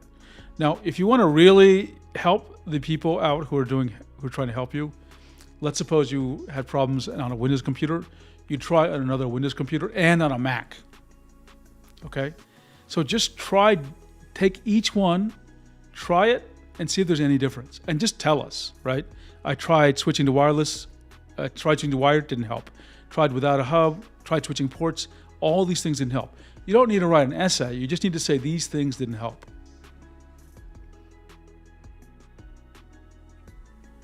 Oh, that's a good one. Let's list actually the different places you can try. So, computer, or a smartphone, right? Or you can try different Windows versus Mac.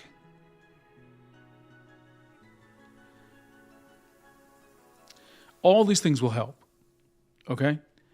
And different ways of connecting. Another set of things I would just call, I don't know, what's the right word here? I'll just call this basic stuff.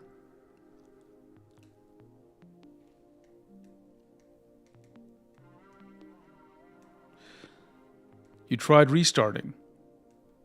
Of course, just try it.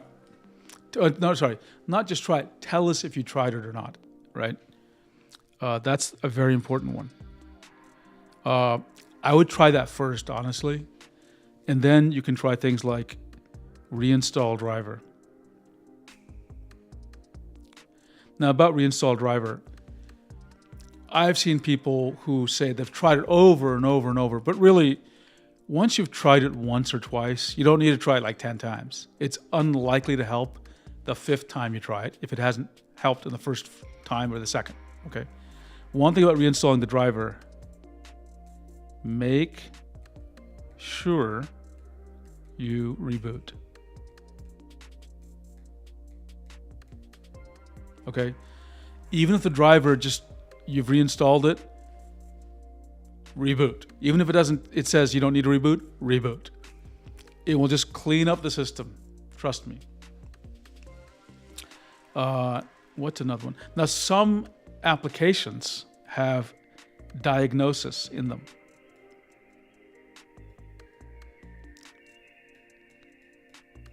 They have diagnostic UI. Let me just give you an example of this. Let's go here. And I do everything on my docs site. And I'm going to shrink my face here a little bit. This is something I'm even guilty of not talking about a lot. I should encourage people to do it more. And Dermond is right. people absolutely underestimate the power of rebooting a computer. Look, again, I'm not saying I'm proud of this fact, but it does help, especially on Windows. It seems to really shake loose whatever cobwebs are in Windows brains. Okay, I need diagnostics. So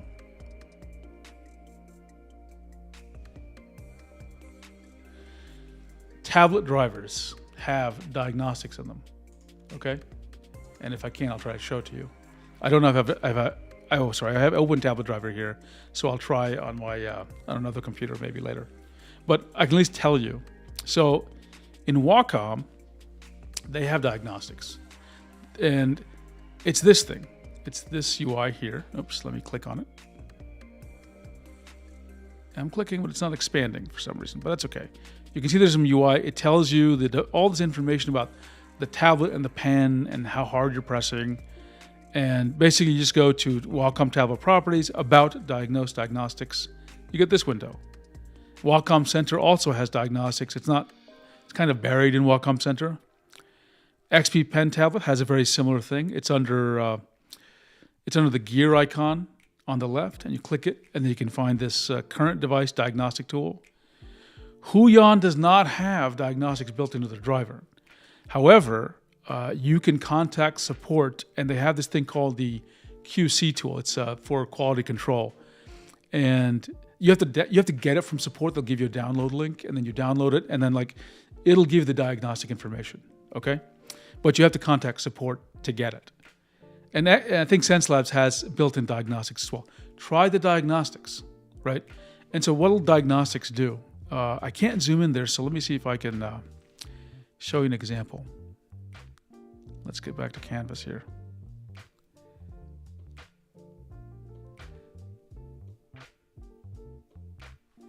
So diagnostics will show you something like pressure level. It'll be a number from 0 to, whatever, 8K, right? It'll show you the XY position of the pen. It'll show you the tilt. So you'll have real numbers here, right? And you just want to see if anything's unusual. So lots of people say, for example, they're getting no pressure. And what you want to check is, does the driver detect any pressure? Even if the app isn't working, check if the driver can detect pressure. And the diagnostic will tell you the actual pressure level number. Same with the XY position of the pen. If it doesn't know that, it'll tell you where it thinks the pen is. If you can't find the pen, then there's something more fundamentally weird going on. Now, another thing you can do, it's not really meant as a diagnostics tool, but I use it that way. Sorry, let me get back here. Is the pressure, what the hell? Is the pressure test region in the driver. And I know you're wondering, what in the world am I talking about? I'll try to show it to you in just a second. If I have a tablet ready to plug in. So I got to find a tablet. Let's see.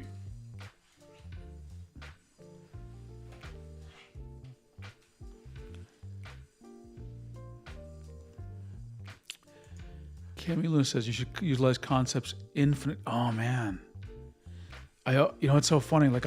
I know concepts has this infinite canvas, but I just never think about it. What a great idea. Okay, from now on, I'm going to use the infinite canvas. Cammy Luna, thank you for reminding me. I'm so glad you joined the stream because now you've been such a help for me. Okay. You know what? I need some water, so I'm going to take just a couple of minutes break and go downstairs and get some fresh water, and I'll be right back, okay? Yeah, it's true. I have 19 tablets and can't find one on hand. It's so true. Okay, I'll be back in just a minute, okay? So just hang on.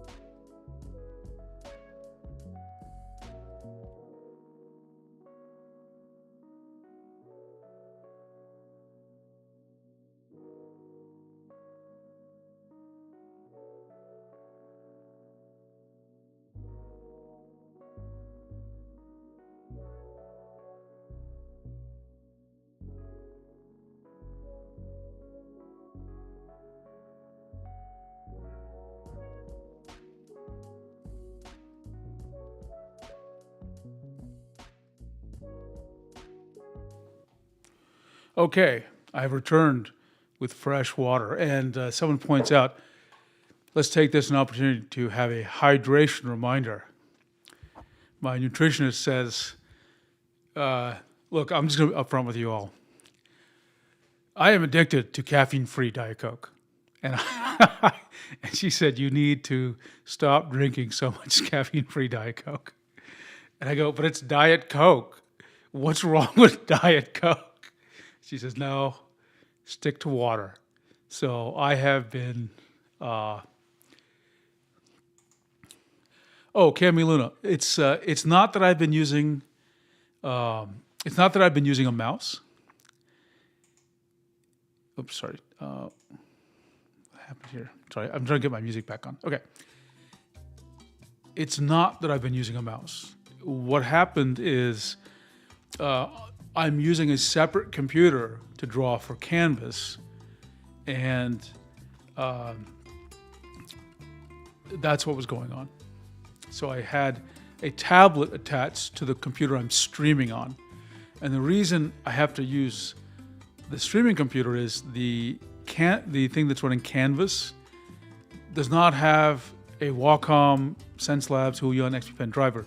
It has Open Tablet driver, which doesn't have the UI I want to show you. This other computer does. So I had to switch computers just to show you this UI, and that means that I was searching for a tablet to plug into that computer. That's what was going on. Sorry for the confusion. Diet Dr. Pepper addict. Dr. Pepper, sorry, I love getting into these random tangents.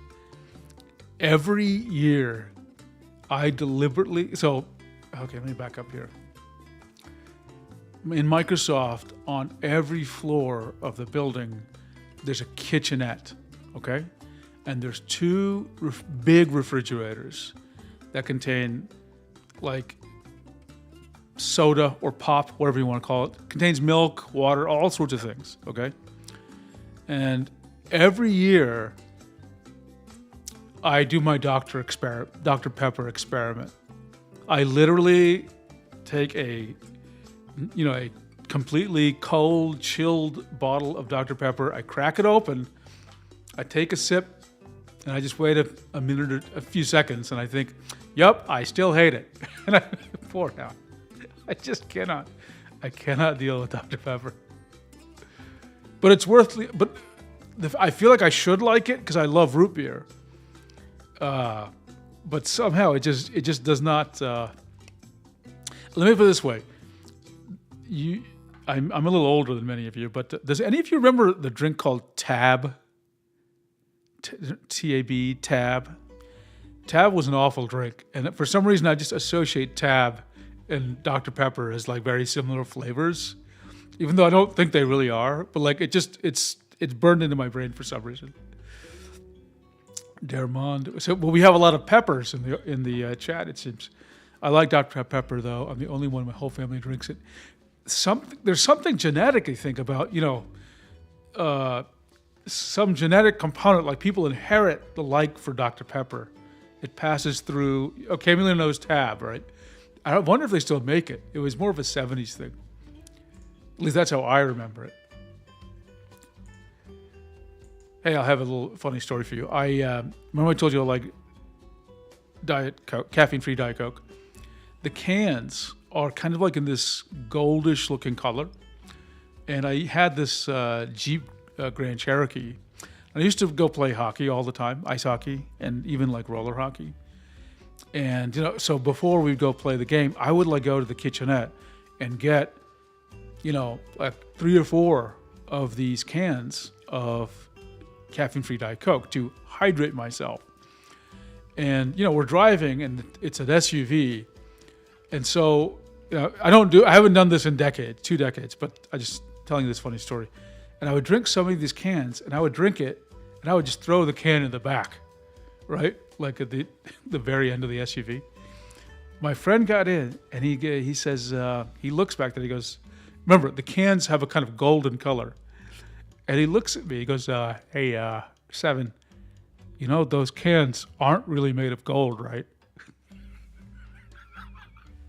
So I thought, I still love that story.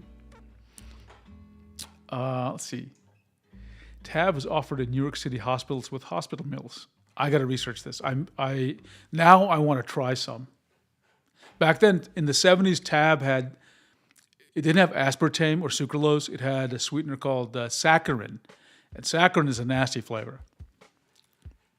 Okay. Anyway, that's my pop adventures. But we meant to talk about pressure testing UI. So, you guys like that story? I think Dermond, Cammy Luna did. Yeah, I had a lot, and I was. I must have had 50 cans back there, but I needed to hydrate. But now, nowadays I drink more water. Okay, so let me show you what you should test. And by the way, if you're having any problem, it doesn't matter if it's a pressure problem, confirm it works where I'm showing to you. Like, confirm the diagnostics work. Also try this. This actually tells us a lot, okay? Okay, so I got to show you. Give me a second. I got to figure out how I'm going to show you what I need to show you. Oops, I shut down the music accidentally. Somehow. What did I do? I literally don't know what I pressed.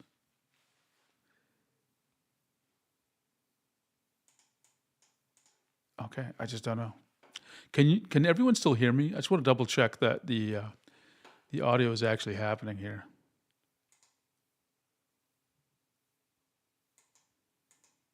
Wow, I don't know. What is going on?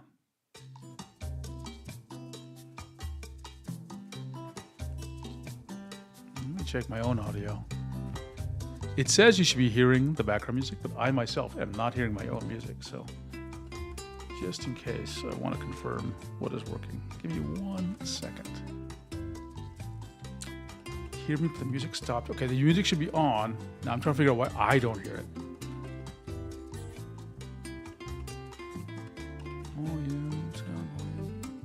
Okay, music's on.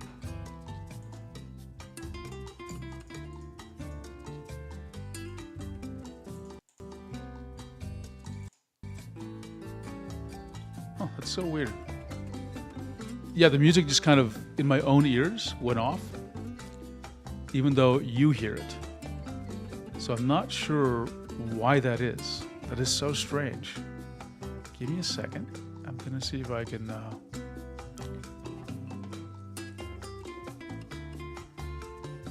one more thing here. Okay.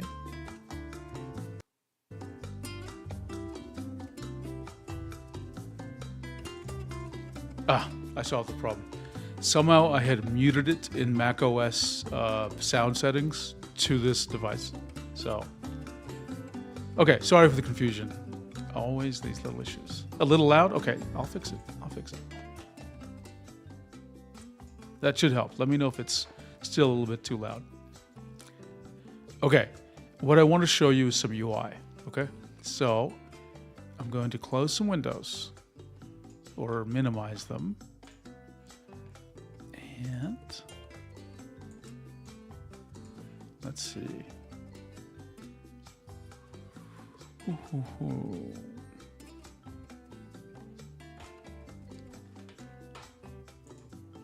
Open up system settings.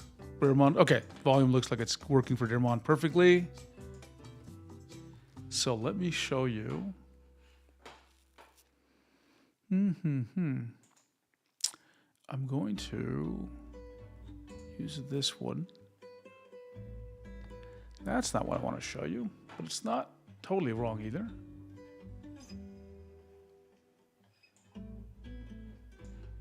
It's halfway there.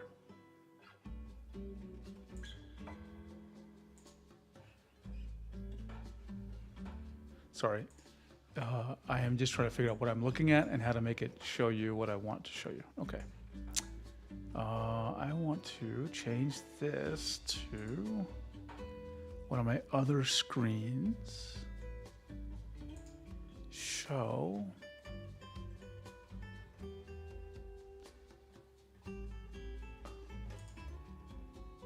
That's not it. That's almost it.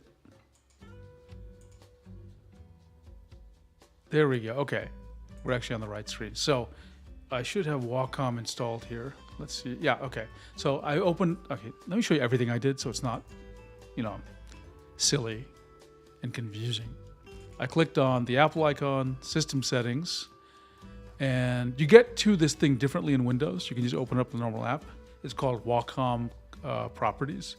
But here in Apple land, you have to go to, you have to spell the word Wacom here. And there's Wacom Center, Wacom Tablet. You go to Wacom Tablet.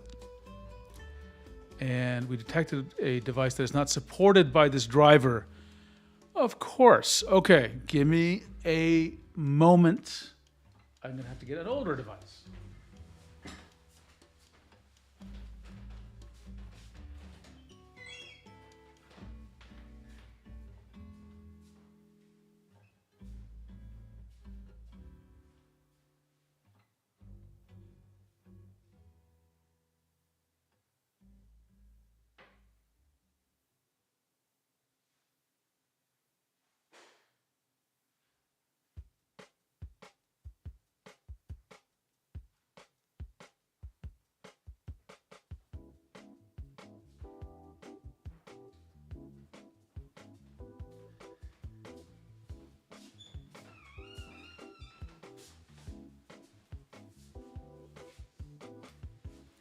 Okay, I am back.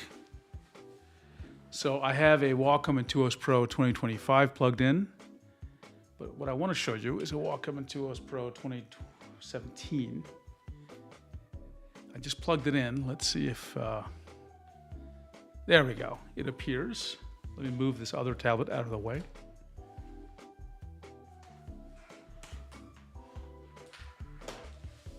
Okay. So... this is the Intuos Pro M. This is the 2017 model. And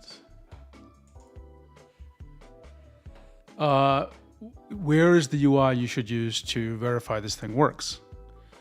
So what you want to do is get a pen to it. And I have a pen over here. It's the Pro Pen 2. So I'm going to touch the tablet with it. Now you see Pro Pen 2 appears. And so the first thing is... you can actually see, let's get to the Diagnostics UI, which I believe is in Options, or maybe not there. It's actually under About. Yeah. This is the diagnosis stuff. So see what I'm talking about? You can see the X data, the Y, which is the position. Switches means buttons. So none of the buttons are pressed. So it says all open. And then I'm pressing the top button, the bottom one, and you saw for a second, you saw both together. And if I touch the tablet, it says 1. So touching is 1, bottom button is 2, top button is 3. You can see the pressure, and you can see the X and Y tilt. And if I had a wheel or rotation, you'd see it here. Also, you may notice, it even tells you how many, it looks like it supports at least 2 fingers. You can see where my fingers are touching the tablet. My pen is off. I'm touching, I'm not touching. You see that at the bottom? You can also tell, this is also a good way of telling which exact tablet model I have. So this is the PTH 660. You can see the driver version, and this is right here. This version, I think, is a hardware version of the device. The firmware version, I mean, okay? And so this is the diagnostics info, but I want the, what do you call it? The pressure test region. Now, if I'm just pressing on this UI, you can see the pressure goes here. On the Pro tablets, you can hit Customize, and you get this UI. Dermond asks a question. On Apple, the driver is always running in the background, even if it's not plugged in. I mean, the driver, not the UI, but the core driver should always be running in the background, even if it's not plugged in. Yes, because it has to be on so that whenever you plug in your tablet, it's going to recognize it. Now, it is... at least that's the way I've seen all drivers work. Okay, Cammy, thanks so much for joining us. And you were a huge help in this stream. Thank you so much. Looks like I need to learn more about Canvas. And now I'll remember to talk to the Canvas team, see if they want to do an interview. So thanks again and have a great evening. Okay. Yeah, Dermont, these drivers, they're always running. Obviously, they're doing less. I think it's the driver's probably waiting for a connection. So it shouldn't be taking up system resources. Okay. So what I said was try this. Try actually drawing. And in Wacom, you can actually just draw here. Okay? And see if drawing works. Okay? This will also do something else, which is it'll tell you if the pressure is working correctly. On your, gosh, 1 second. It'll tell you if your pressure is working correctly on your tablet. So we need to know if it's working in the driver, because if it's not working in the app, we need to know if the driver is having a problem or not, because that tells us a very different thing, right? So let me get back to this thing and move this tablet out of the way. And, gosh, where did I, hang on folks, I need to go find my pen. Give me just 1 second.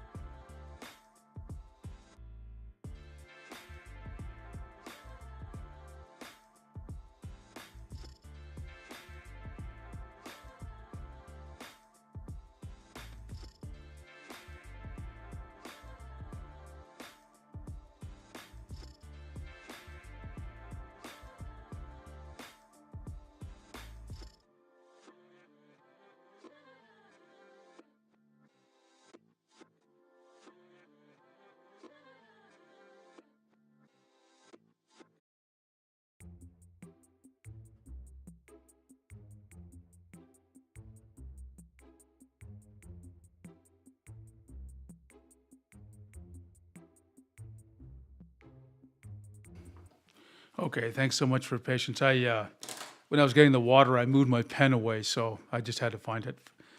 Okay, let's get back to seeing concepts here. So I said, try the pressure test region in the driver. So see if you can paint correct. This is super important, right? Even if you're not having a pressure problem, we'd like to know if things are working there, okay? Let's see. What are some other things you can do? They're just basic stuff. I would say, of course, try different apps.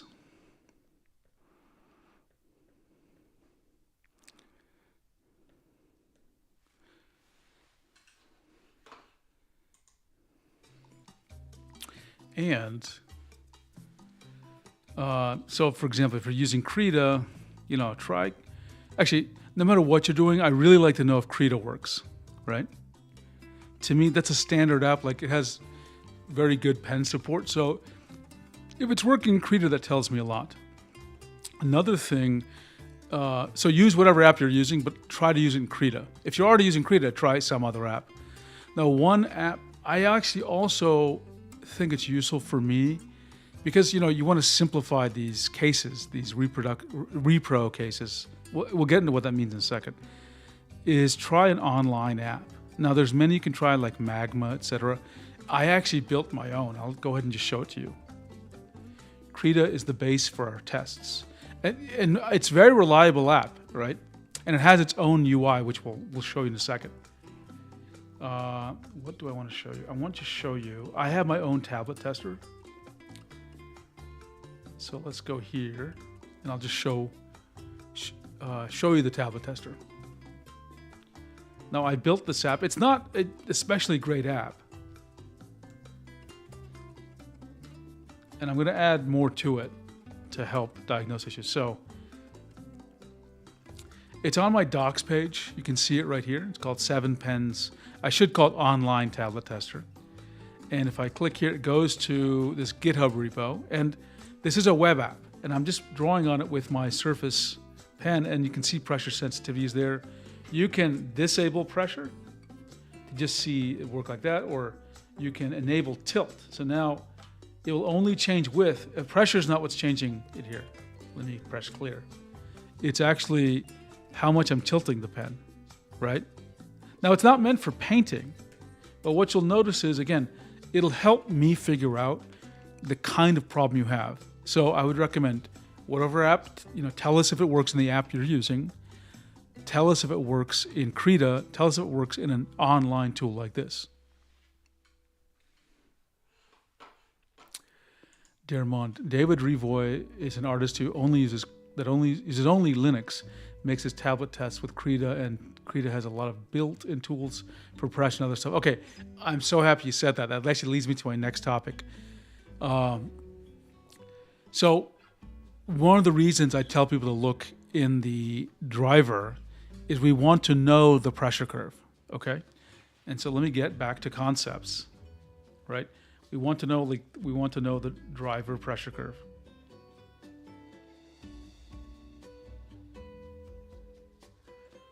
Right? That's actually super important just to know, is it?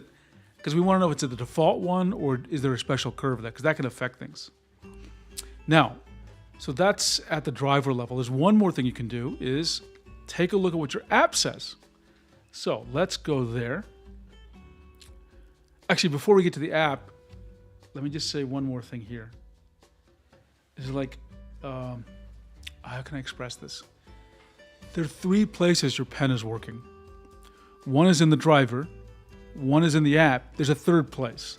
The third place is the desktop. So what I'd ask you to do, and I'll just write this, does pen work?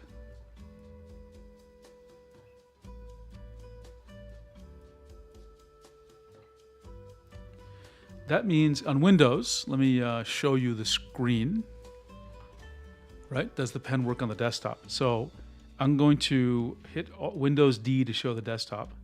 And all I'm doing is just point, you're seeing a red, like I'm selecting something, right? I just want to know that the pen works there, okay? I just want to know the pen works there.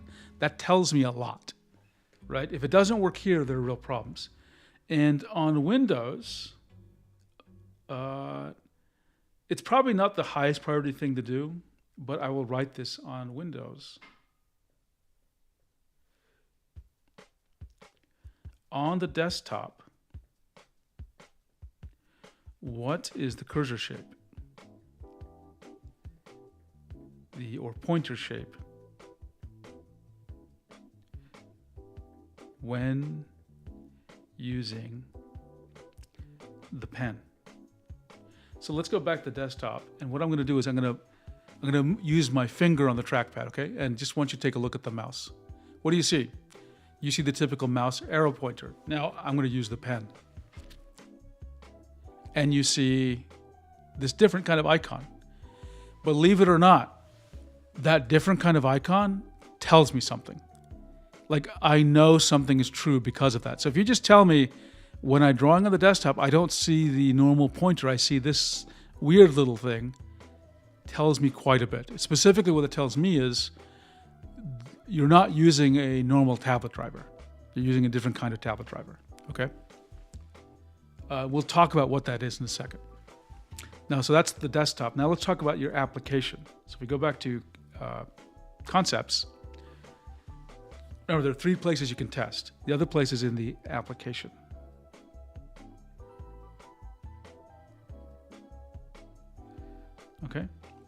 And the application, for this case, let's pick on Krita. So just give me a second as I have to switch around what I'm going to work on here.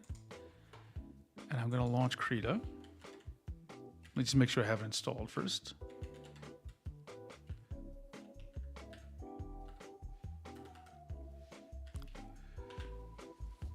Give me a moment.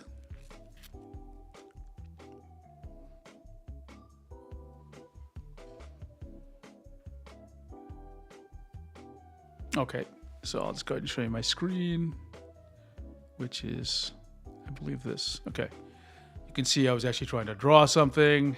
So this is just a sketch.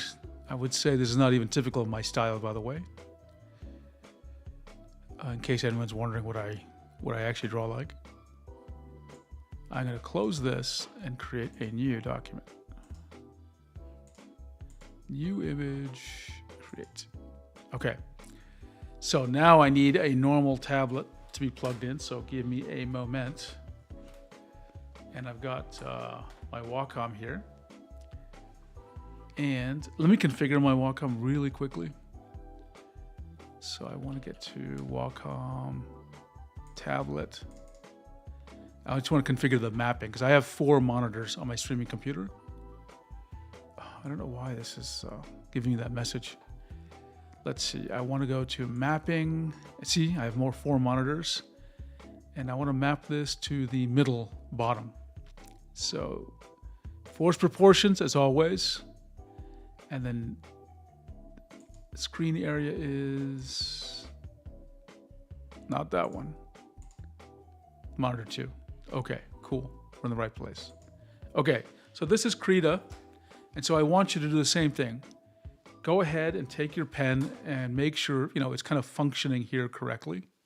Like try to exercise whatever the problem is. And then you go to, let's see where, what do I want to show you? Actually, let me turn on. Oops. Give me a second.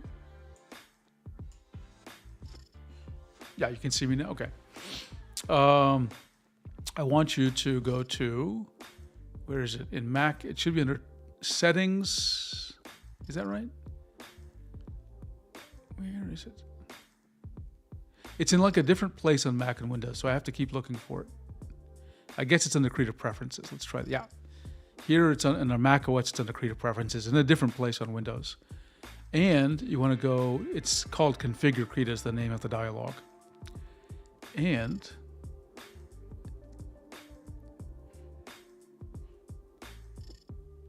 let's see, I want to go to tablet settings. So again, we want to know if this looks okay. Like we want to make sure the tablet, the pressure curve is the default one. You can hit restore defaults here, by the way. What in Windows, we want to know whether it's using Windows Ink here or not. And we'll get into Windows Ink in just a second. But the key thing here is go into Tablet Tester. Okay, and you can make this bigger if you want. And what you do is you just move your mouse, and in this grid, you just start doing. Now, it's gonna draw with pressure and tilt, but you won't see anything there except a simple 1-pixel stroke. But you want to see what's happening here, right? And again, this just tells us, is anything unusual? So if pressure isn't working, we want to know, like, you can see it's P equals 0%, P equals 6.8%. We want to know if something funny is there. So just take a look at it. Tell us if you notice anything funny. At least know the location here. So that's another thing I think people should just take a look at. And if I have clip, well, I won't bother with clip right now, but clip doesn't have quite something like that. Clip Studio Paint. But that tells us a lot. Now, I mentioned earlier about Windows Ink. Now, I'm on a Mac, so I can't show you Windows Ink, obviously.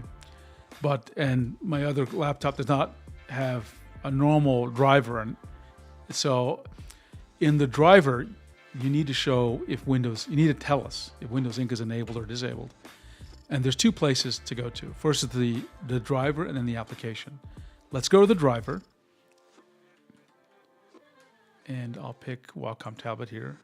And let me just show you where it would be, even though it's not physically there. It should be in under device. Let me close this. If you have like the device and the device and the pen selected, it should be under mapping, I think. There should be a little checkbox here that says use Windows Ink or enable Windows Ink or just Windows Ink. We just need to know if that's checked or unchecked, okay? Now, in an app, it's in a different location. It'll be actually where I showed you before. It'll be in Krita, it would be in the same location here. It'll be, it'll say something here. And let me show you what it is in a second so you're not confused. Let me go back to my demo machine and just show you. So I'll go back to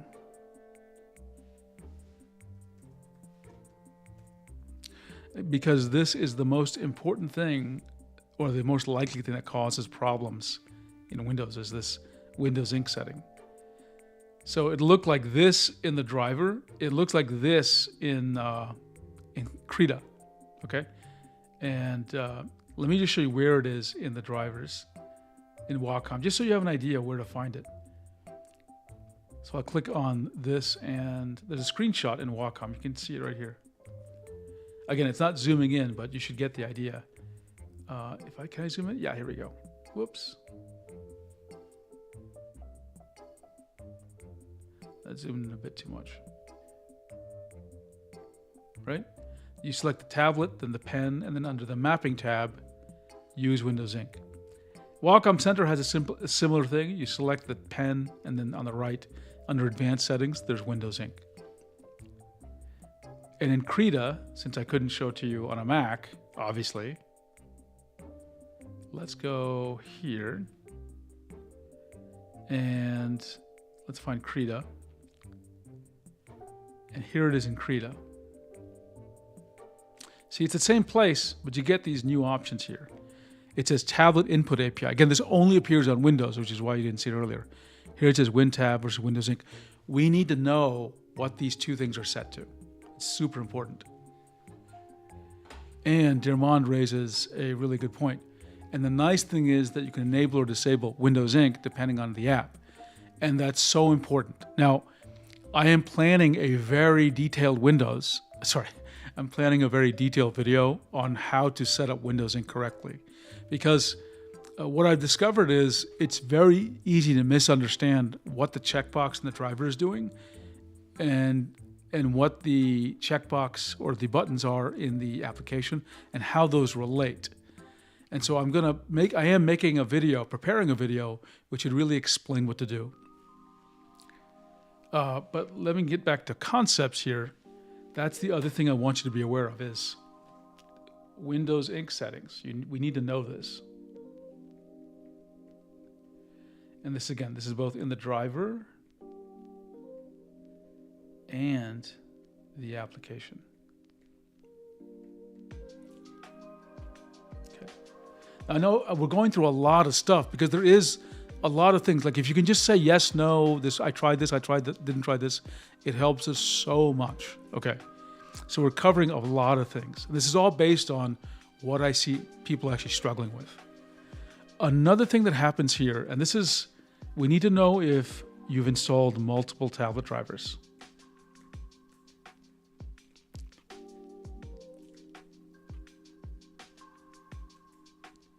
And let me summarize like this. You need to tell us which tablet drivers are installed, okay? And so, for example, on Mac OS, my experience has been you can install multiple. They will not interfere with each other, okay? On Windows, the situation is real complicated. So it should be okay on Mac OS. It's like that Avril Lavigne song. Why'd you have to make it? Was it? Why'd you have to make it so complicated, or something like that?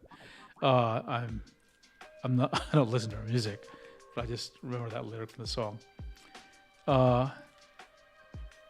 We need to know, and we can make it work with Windows, maybe, but we need to know. Generally, I would recommend, if at all possible, that you only have one. I mean, The safest is to have only one tablet driver. So just from Wacom. But it just makes it more difficult in some circumstances when you have like a Huion and a Wacom. Okay, so keep that in mind. Let me check the chat on Discord and let me just see if anyone else has any questions. Tablet Kid is going to watch the video on demand later. And Best Links Gamers has joined us, so nice. Let me check anything else. Okay, yeah, we're all good. Okay, what else would I ask somebody? Or would I like them to ask? Yeah, this is a basic one again, which is like do you have latest driver? That's super important. That's super important. What else? Okay, let's say these are all the basics. I'm sure some others may come up. Now, I'm sorry that this is like so much stuff. Not everything is relevant here. Like if you're not having pressure problems, we probably don't need to know about the pressure curve. But if you're having pressure problems, this is useful. What I'll try to do is when I write this all up, I'll try to indicate when this information is useful. Okay, here's another. So these are the basic stuff. I think I'm bleeding into some weird things as well, some less than basic stuff. So since I'm on that, I'll give you another example. We have another comment from Dermont. Does the new Huion allow different tablet models? I remember because you had the exact driver involved. Yeah, actually, it will allow multiple tablet models. And so, for example, you can have an HS611 and a Canvas Pro 19, which are very different in the years it was allowed. Generally, what I've found is this. Now, if you go to the Huion site and you type in like a tablet model, it will generally tell you install this older version. Like it won't even list the newer versions. Now, I don't know how deliberate that is or not. My experience has been when I get a Huion tablet, for example, or any other tablet, I always just install the latest driver possible because it seems like they cover all the older versions. Now, I'm sure it may be that they don't cover some really old versions, but the oldest tablet from Huion I have is the HS611, which was, I think, maybe from 2019. And even the very latest Huion driver supports it. Now, this raises another interesting question, which is what happens if you have multiple tablets installed at the same time? And how does Windows or Mac OS deal with that? That's an interesting topic. First of all, it is possible. Again, it would help if you have the same driver for both, but we can make it work in some cases on Windows, even if you have different drivers. But yeah, I've definitely had multiple Huion tablets connected even at the same time, and I can still use them. And if you want, I could even demonstrate that for you. Let's see. One more thing that's useful on Windows is to not, I know this sounds weird, it doesn't always work, but it's to see what happens if you have the, what do you call them? The Windows P and P drivers. Okay, so here's, actually, I won't call this basics. I'm going to call this something new. I'm going to call this, Dermont has a comment here. Let's see. Let me close a window here.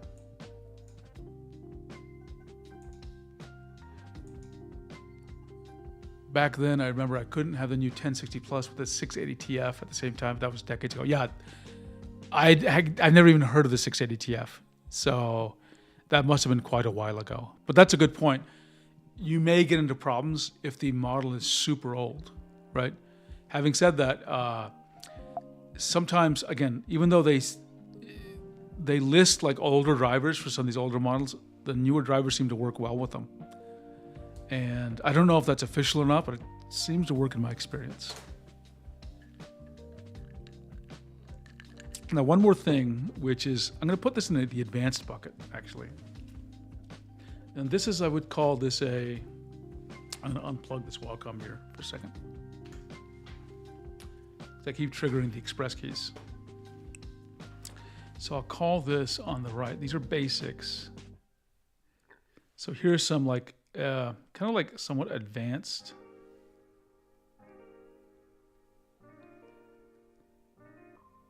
diagnostics. The first one is, if you're on Windows, test with Windows PNP drivers. So let me tell you what this is. Many of you first of all, this does not apply to Mac OS. Okay. So, and I have, like many other topics, I have a huge video planned on this. But let me try to explain it this way. Okay. So many of you may have noticed, some of you joined my stream on the history of Wacom's Intuos Pro, Professional Pen Tablet stream, which is like a 3.5 hour stream. And I said the way tablets connected was very different and primitive back then. We need to revisit that a little second. We need to revisit that age for a second because it affects what's happening now. And this is more like technical background for those of you who don't live, you're not techies, right? And again, this only applies to Windows. The generic topic applies to Mac OS, but the specific topic about PNP applies to Windows. So back in the day, remember there was no USB. Okay, then finally we got USB. But an operating system does not know how to talk to a tablet driver or any device. The only way it knows is that a special piece of software is installed on the operating system. That's called a driver, okay? Now, some of you notice that when you plug in a mouse, your computer knows how to do the mouse. You didn't install anything. Same with keyboards. Now, why is that? It seems like there's no driver. Well, actually, what that means is your operating system actually just includes the driver. There's a generic driver for keyboards, okay? You can install other keyboard software or mouse software that deals with extra features of your devices, but lots of devices just work out of the box. And a great example are monitors, right? You don't have to install any drivers for your monitors. And that's because they developed a standard, which we can say is monitors are plug and play. You just plug them in and your computer knows what to do with them. And computers over time started just having a lot of drivers, okay? And so you can plug in a keyboard and a mouse and Mac OS, Windows, things will just work.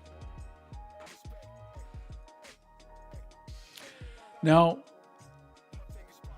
with many, believe it or not, Windows has tablet drivers built in. It has a whole bunch of drivers built in that you've heard about. And those are called Windows Plug and Play drivers, PNP. I can't remember when PNP started, but it was a big thing in Windows, right? And these drivers will make things work. Now, are they reliable drivers? Yes, they're very reliable. They're not full-featured, but they work, okay? So, the reason I bring this up is, typically when we think about using, let's say, a Wacom tablet or any tablet with your computer, let's say, remember, we're talking about Windows here. The question is the problem the computer or the driver? And as far as you know, your tablet only works with the Wacom driver. However, some tablets can use the Windows PNP drivers. So it's actually really interesting debugging information for a super user if you tell them, okay, I'm having a problem with my tablet and the Wacom driver, but I don't have the problem with the PNP driver, okay? Now, I'm not suggesting every time you have a problem, use the PNP driver. I am saying in certain cases you should be aware of it, and sometimes you may be asked to use it, not to use it forever, just to test on it, to reveal some diagnostic information. Now, can you use the PNP driver? Yes. It has limitations, though, so I don't recommend using it. It's more of like a real emergency driver, okay? And Dermont has a comment. If I remember correctly, it overrides the mouse driver, and that's why sometimes there's an issue. Yeah, there's an interesting relationship between mouse drivers and tablet drivers. Tablets sort of pretend to be mice, or they're drivers to pretend they're partially mice, right? But it's a little bit more than I have the technical expertise to explain. So I totally imagine there can be some weird interactions. Okay, so PNP drivers, only Windows has them. Many tablets you can plug into a Windows machine, and they'll actually work to some degree. But on Mac OS, they don't work because Mac OS, for whatever reason, does include, I don't know if they use the word PNP drivers, but it does have a lot of drivers for mice and keyboards, etc. But it doesn't have any that are tablet drivers, unfortunately. Okay? So one thing I ask people to do is I ask them, if you're having problems, and again, I don't ask this all the time, but for certain issues, I'll say, okay, I'd like you to uninstall. Okay, let me back up for a second. How do you use the PNP drivers? The PNP drivers will be used only if, they'll be automatically used if you don't have a manufacturer driver installed. So if you've installed a Wacom driver and I want you to use the PNP driver just momentarily, you have to uninstall the Wacom driver, reboot, then plug in your tablet, and then the PNP driver should kick in. Now be aware, many tablets work with Windows PNP, some don't. If I understand, Wacom makes some of their tablets deliberately not work with PNP. But many do work, okay? And I just want to let you know that because, I'll write this up, I'll do a video. Knowing whether a tablet works with PNP drivers, let's say pressure works there, that tells us a lot. That tells us, oh, the problem you're experiencing is with the Wacom driver, so there's some weird interaction with the Wacom driver. One more thing, the PNP drivers do not use WinTap. They only use Windows Ink, so be aware of that. For Mac OS users, this is all for Windows. For Mac OS users, you don't need to worry about Windows PNP drivers. They're totally irrelevant to your world. Just ignore that entire discussion. Okay, so that again is one of my advanced diagnostic things that you should be able to do. Use the Windows PNP drivers, okay? Now, so far, everything I've covered has been like basic. This works for pen tablets and pen displays. But pen displays have their unique set of problems, okay? And for, let's see, Dermont has a comment here. That makes sense. Long time ago, I saw a classmate using her tablet in class. The thing is, we can't install anything. A weird program substitutes tablet use that. Yeah. Yes. And do you remember? I'll just show it to you actually on my other computer here. Let me bring up the desktop. You see this? Let me hide your comment. You see this? I don't see the pointer cursor. I see this weird little. It's got a weird shape. It looks like just a dot, but it's actually a more complex shape. That's one of the signs Windows is not using the manufacturer tablet driver, because this cursor only appears with the PNP tablet drivers. Occasionally, you might see this for a few seconds when you have Wacom driver installed or Huion, because it takes some seconds for their drivers to kick in. But yeah, that's what this means. That's why I said I want to know what your pointer looks like, because this tells me, oh, the Wacom's driver is probably not being used. Okay, it's a probably. It's like 90% probable. Okay, good. Okay, I think we got that. Okay, then I want to talk about some other things with. Where was I with concepts? With actually, let me take a quick diversion here, and I'm going to be a little quiet. I just want to make sure I'm looking at my notes to make sure I feel like I got through a lot, and I may have missed something in my prep in my discussion here. So give me just a moment.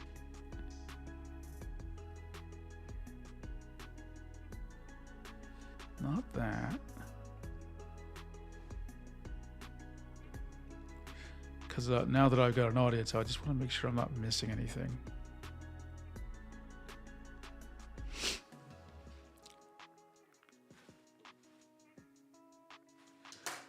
Sorry, I have to authenticate to log into my OneNote.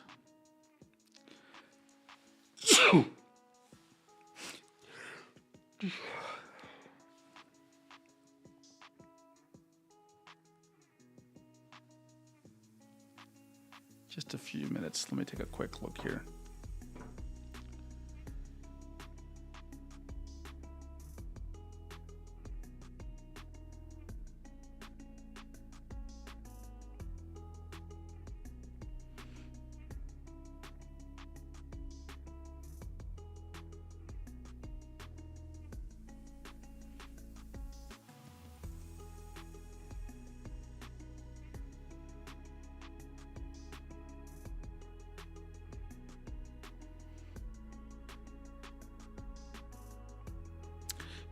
Sorry, I know you're just looking down at something.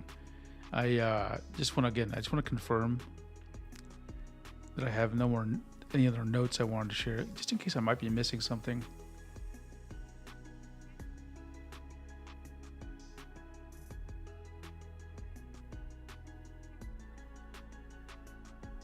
And I'm just waiting for OneNote to load each section.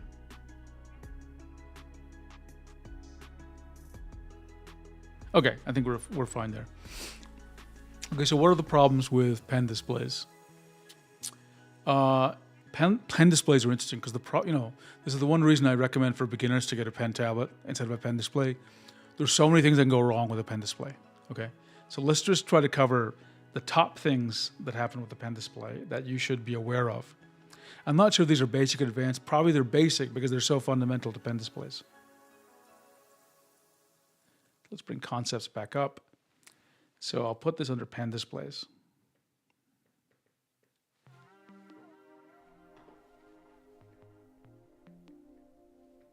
Okay, so the key thing that you need to tell us about a pen display is basically how it is physically connected, okay?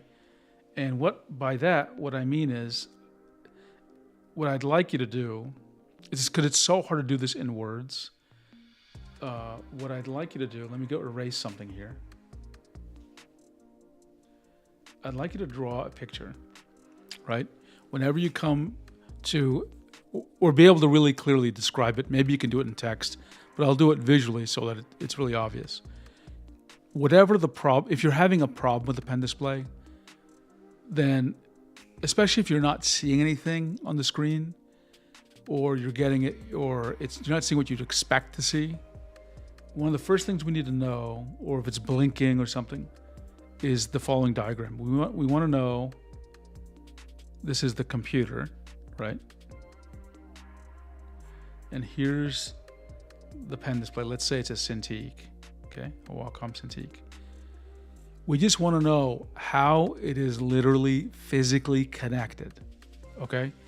And so remember, basically these days, all pen displays need three things to work: power, data, and video signal, right? And basically, we need to know how the cords work. Sometimes there's just one cord here, okay? We need to know which port this is going into, okay? So if you drew this picture, we'd be able to tell something. More likely, you have a system like this where it's one cord goes to power. I'm going to put a power symbol there, right? That's a bad power symbol, so power. We want to know if it's going to the wall, which it should be, or the computer, okay? And another cable is going to the computer.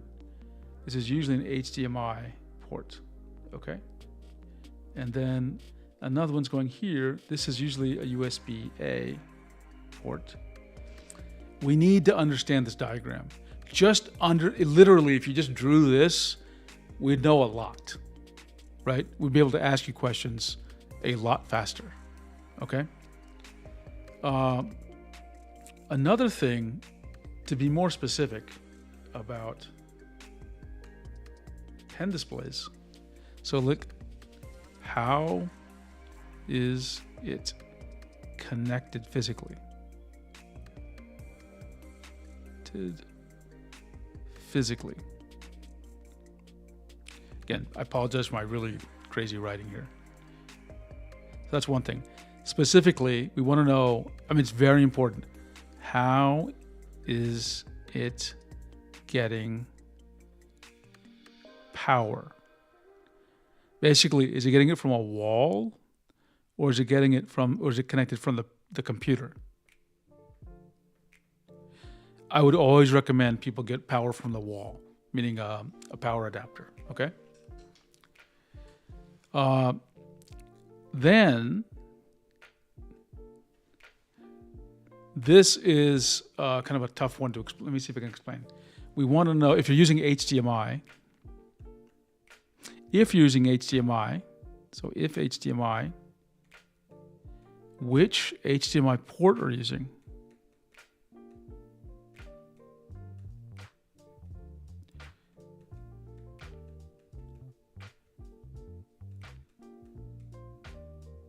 Okay. Now, actually, in order to understand this question, it'll help us if you tell us the computer. Now, for a pen display, if you're having display problems, what kind of computer are you using? Like, again, in this case, if we know the name and the model number of the computer, that will help. What kind of computer? And it'll be more obvious why in just a second, right? So the name and the model number. And if you could, I would ask you to show us a picture of the HDMI, like ports that, which ones are you using? That would actually be a huge deal. And let me show you why. Let me, give me a second. Let me find I'm gonna find where is that picture? It's on somewhere in my local archive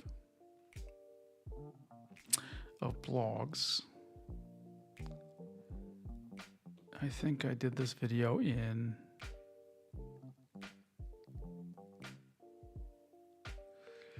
was it 2025? It might have been.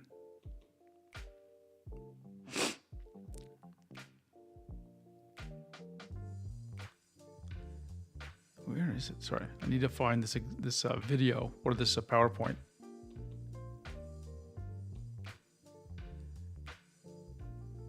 Yeah, okay, almost there. And let me get back here.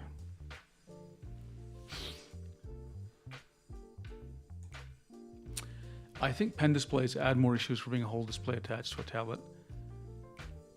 Yeah, it's true. Like they multiply the number of possible issues. Okay. So let me expand this, and then we're going to show you something about the complexity of connecting with HDMI. Now, this was a slide that I presented early this year. So these are an example of the 3-in-1 cables that you get with many 10 displays. And they usually connect something, you should really connect them something like this, okay? Sometimes there's an extension sort of cord for the power. One of the biggest mistakes I see, and we want to know, for some reason, people see these 3 cables and they're like, well, any one of them would work. Well, they can kind of understand the power needs to be plugged into power, but for some reason they think these 2 are optional. Like you can pick either one you want. I don't know why that is. But you would not believe the number of times I see someone on Reddit say, it doesn't work. And then, we talk to them like, oh, I didn't realize you need to plug in all of the cables. You need to plug in all the cables. And this is one of the fundamental rules. We want to know everything is plugged in, right? So you got to tell us that, right? So for the 3-in-1, are all cables plugged in? This is why drawing a picture really helps, right? It also helps us understand where the power is. Now, if you plug it in like this, where the data cable is not plugged in, usually you can see something, but you won't be able to, your mouse, the pen won't work. And it'll say something like this, actually, on the driver. If the power's not connected, the screen will stay black, right? And if the video's not connected, you get this message, the power saving, no signal. Now, I need to make a video on this because debugging this is its own nightmare. But the key thing is no signal means it's not getting a video signal. Power saving means because you're not seeing anything, I'm going to save you some money by shutting down the screen. Power saving does not mean you're not getting enough power. It means you are getting enough power, actually. So, this is actually another thing that's important to know. Which USB-C port, if you're connecting with one of these 3-in-1 cables, we want to know which USB-C port it's connected to. That's not a major one, but it's helpful for us. Now, let me show you about connecting HDMI on different devices.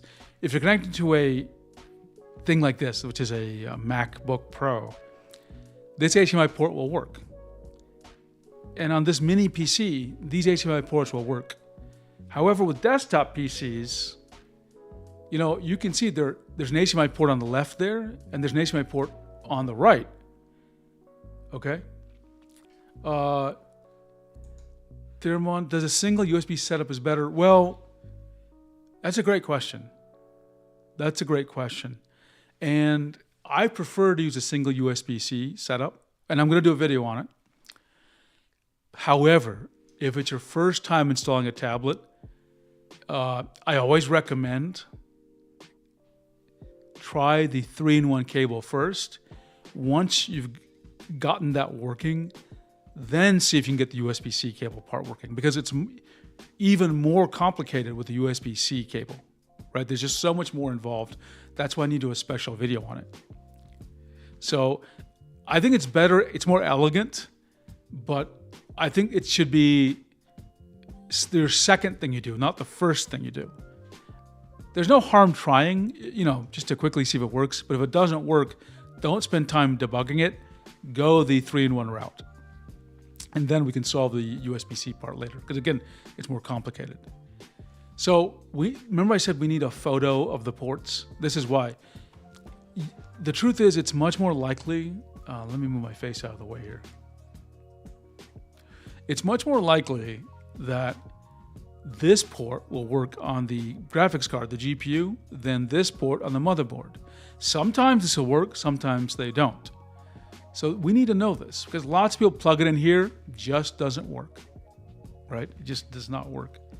So that's another thing I'd recommend people do, is don't use the MB means motherboard HDMI. Use the GPU HDMI. And we want to know that. Which one are you plugged into? Motherboard or GPU HDMI, right? And some people say, I don't have an HDMI port. Sorry, they'll go back here and they'll notice, well, I don't have a free HDMI port. Well, you can get these other three are DisplayPort adapters. You can get a DisplayPort to HDMI adapter and make that work, okay? But again, this is just how to get your question answered. If we just know which port you're using, we can help you out. And I'm going to actually respond to your question as well. I'm going to put it here. Instead of USB-C, get it to work with HDMI first. Because HDMI is simpler to deal with, even though it's less elegant, okay? That's my advice. It's just something you should try, right? Another set of things that I think it's valuable to try is make sure you're using, sorry, I didn't mean to press that. Okay. Use, it's called duplicate versus extend. Or, sorry, it's called like mirror versus extend, right? I always recommend you extend. And what extend means is you have your desktop will span across your pen display and your tablet. Your pen display and your monitor. It's better to do that than duplicating. Duplicating causes problems, all sorts of problems. Another thing we want to know is like, how can I say this? Are you connecting through a hub or a dock, right? Or a splitter? We generally recommend don't using an HDMI splitter. So if you tell us this up front, we can already solve some problems for you, right? And I would say check the tell us the resolution. Actually, before I get to that, one of the biggest problems that we have when someone's using their pen display with the computer is the computer doesn't think the pen display is there. Like it just doesn't realize one is there. So we want to know, does your operating system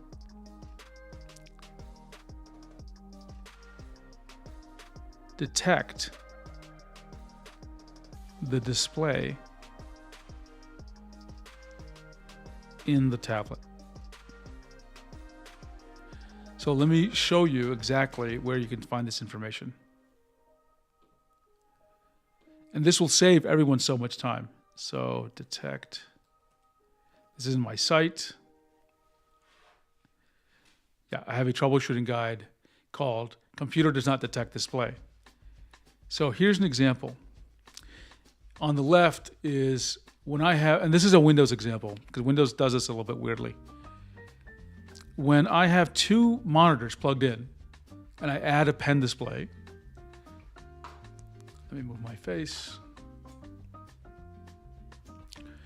I should then see effectively three what Windows thinks of as a monitor, okay? This is what should happen.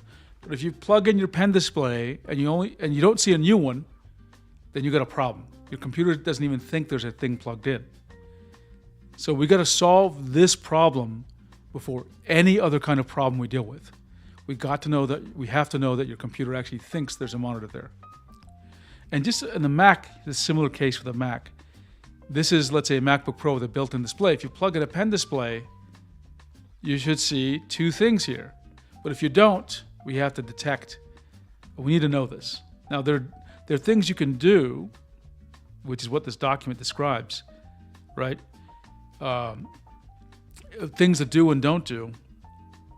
But we need to know this. That's one of the most important things to figure out for us.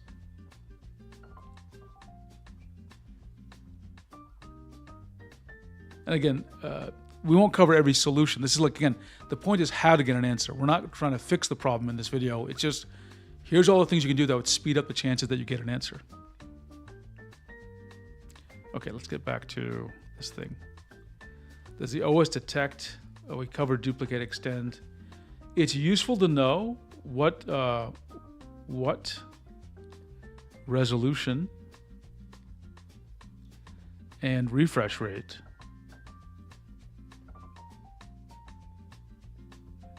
your OS is using. That's super useful, right? Let's see. Dermon says, oh, for example, if I connect HDMI from the tablet to DVI with extension, DVI should work, actually. Now, DVI is like an older standard. And I haven't tried DVI to HDMI adapter in a while, but it should work. It should work. Having said that, since it's so old, I have never personally tested it. I sort of remember it from the past. But your situation here is quite common. Your GPU only has an HDMI and one DVI, and that's why you're asking. Get an adapter and try it, because it should actually work. Again, it'll only send a video signal, but it should work. Right? In this case, though, I would say check on Reddit for people who've had success doing it, because, again, I've never personally done it, but it should work. It should work. I think I cover that in my video. Let me make sure I link or show the video so everyone sees it. It's on my channel. And I don't know if you've seen it, Dermon, but I'd recommend everyone who's... Oh, what the heck am I doing here?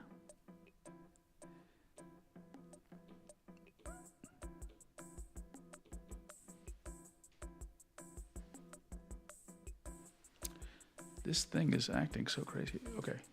Oh, I think I know what it is.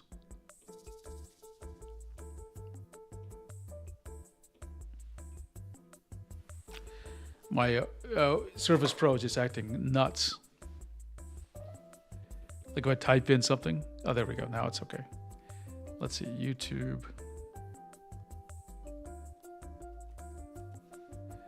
And let's go to the 7 pens.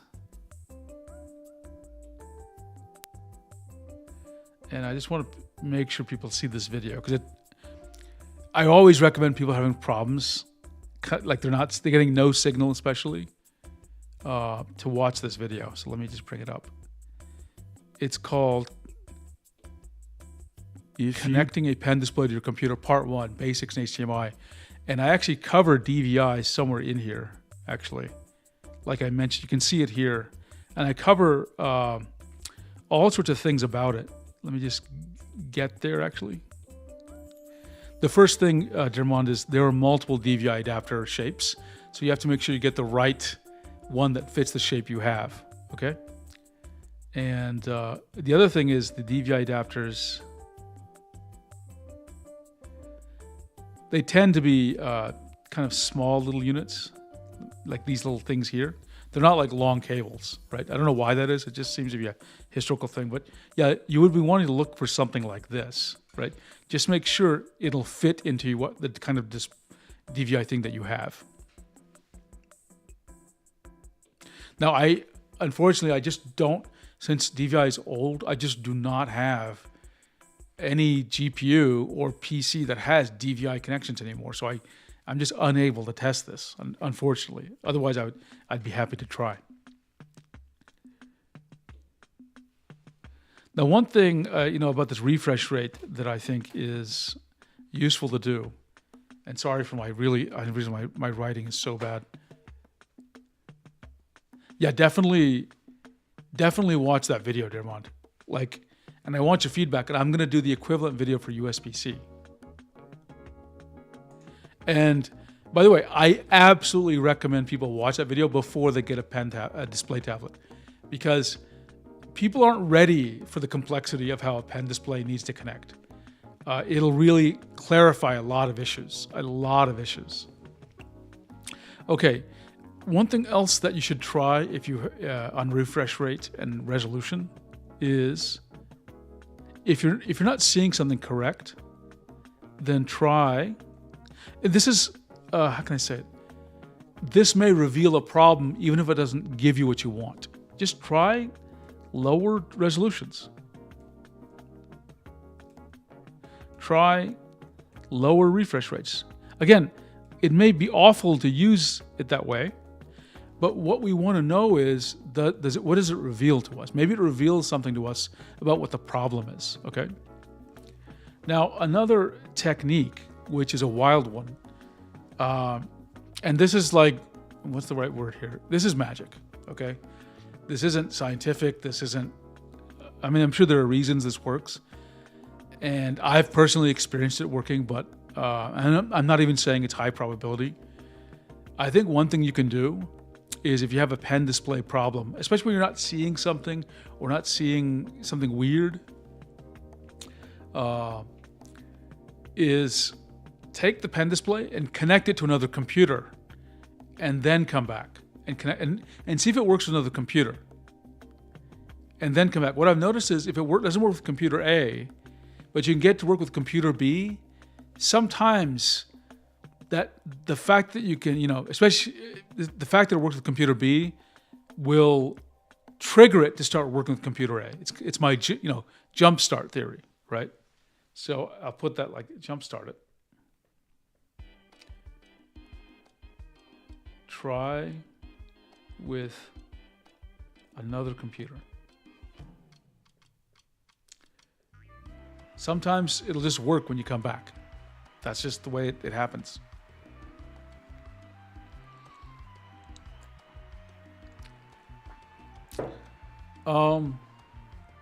Okay, so those are like the core ones. I think there's some special cases I'd like to talk about that are like common problems. And these are all like basic stuff. And now we'll get some common problems. So let me actually have a page on this. So it's probably easier if I go there and then we can just talk about them. So again, these are things you should know about before as you ask your questions. So let me give you an example on the Reddit. Where is it? Since I'm a mod on the Huion subreddit, it's useful for people to see this.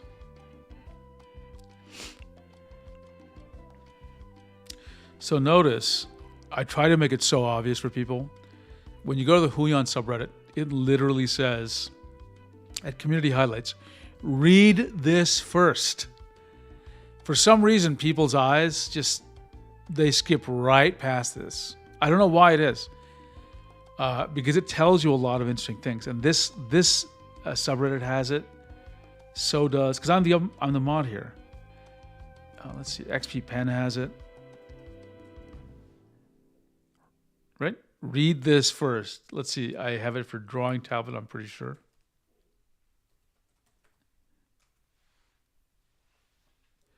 Again, read this first. Now in Wacom, I can't edit it because I'm not the head mod, but there's something similar there, though it seems like the title can't be changed, unfortunately, but because it was from 2021. I think it might have been updated since then. But again, there's like read the tops of the Reddits. So anyway, let me get back to Huion, and let me just show you an example, or a drawing tablet. You know, there's a whole bunch of things people will cover. And here's some examples of common problems. I'm going to click on one. I'm not going to dive into it. I just want to go up to this section because what are the common problems people have, right?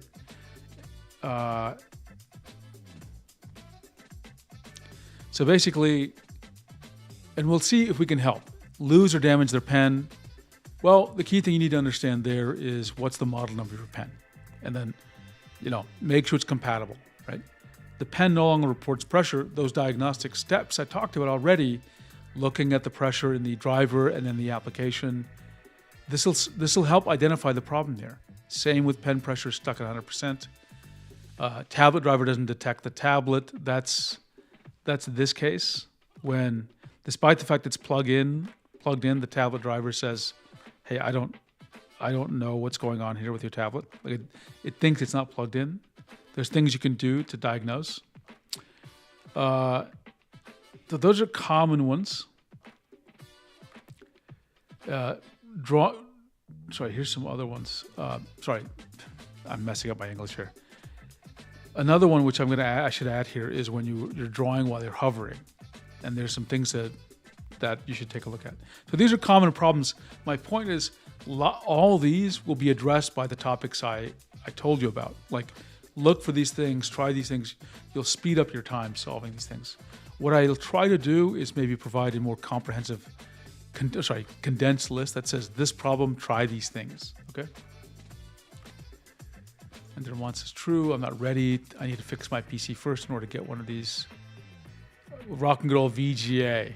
Yeah, I think if you're going to fix your PC, given that you said you have an HDMI and a DVI, the thing you might want to explore is getting a GPU that supports HDMI and a DisplayPort, because having a more monitor GPU, a more modern GPU might help. Right?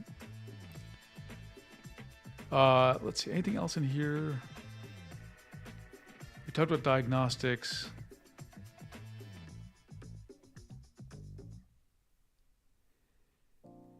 Okay, yeah, there's an earlier topic I meant to talk about, which is the repro case. So let me go over here and just talk about what that means.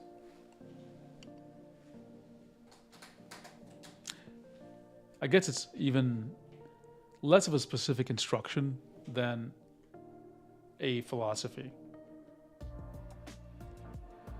So this is a Microsoft word. This is a term that we would use in Microsoft. I'm not sure if it's still as popular as it was before, but if we're in the engineering land, you'll say this. And so what's the situation? The context here is someone reports a bug and they write it up, and we, being the developers and the PMs, will take a look at what they've written, and if we feel like they haven't provided a certain kind of information, we'll send the bug back to them, the bug report back to them, and we'll just type in 2 words. We'll say, no repro. What does no repro mean? No repro means is you haven't provided a critical piece of information. And it's not a specific thing, it's a general thing. So no repro means what are the steps to reproduce the problem? Okay? What we want to see is, I'm exaggerating here, but you'll get the idea. I turned on the computer, I launched Krita, I created a new document, and I selected the foobar brush, and I drew a stroke with the brush, and the brush is the brush line, the stroke I drew doesn't respond to pressure. It's always the same width. Okay? That's the repro case. And if you don't, and it's helpful to think about providing that for us because it helps set the context for anyone to answer your question. They're like, okay, I get it. You did this. We're just following along in our head what's going on. If you just say it doesn't work with Krita, then like it makes it harder for us to figure out what's going on. I'm not saying you need to write an essay, but having a repro case, because what we'll do is we'll just try exactly what you said, okay? Ideally, you provide enough information so we reproduce the problem exactly and then we can tell you, right? And then often we will not be able to reproduce the case because there's something else that's happened. Maybe you set a curve in a certain way. That's where you need to say, along with the repro, you need to say like basically what I tried. And that's that full set of things like, well, or what I looked at, right? Tried and looked at. Pressure curves, diagnostics. You want to say, I tried all these things. Here's what I learned, or here's what it says, and here's what I tried. So what let me split this up. What information I have.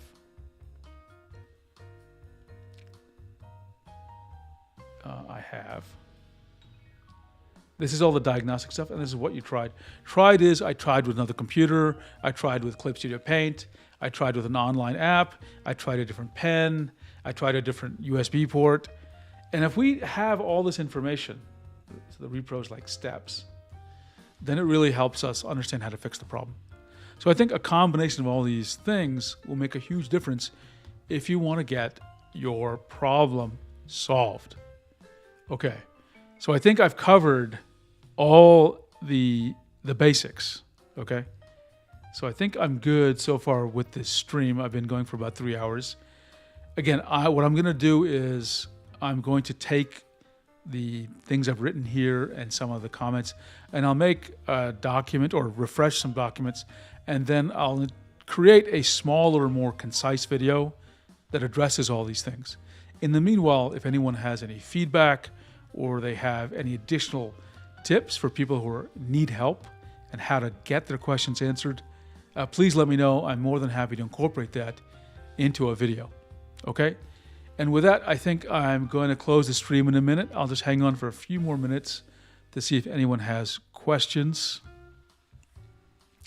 And let me start getting my face back on here. And there we go. Whew. Dirmon says, it was fun. Thank you, Dirmon. This was a fun stream for me too. I love being able to, like I said, I kind of like the idea of talking through a topic with an audience on a stream and then using that as the, not only as an opportunity to people get engaged and contribute their ideas and get their feedback, but also take the results of all that, take the fruits of that discussion, and then make a better series of content we can share for people. And so, I had a lot of fun doing it. I find that while I might be hesitant to make a video because it's a huge amount of work, doing it this way keeps me excited to work through the content. And then it's just much more exciting for me to then build a video from it. So I think it's a nice pattern. And I like to stay active on the channel, so this is another benefit here.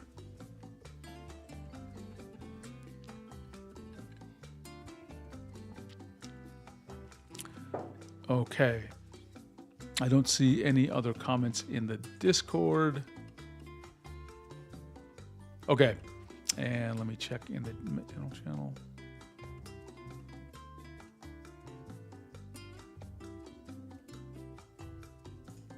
Okay. I think that's it. Dirmon, thank you for hanging on. And for everyone else, thank you so much. Another fun stream. We'll do more of these soon. Have a great time, everyone. And you're right, Dermont. It makes we go through a lot of topics, things I would have normally have thought about. Okay, so and again, we're going to close the stream. Dermont, again, thank you, everyone. Have a great day, night, wherever you are, and I'll see you soon.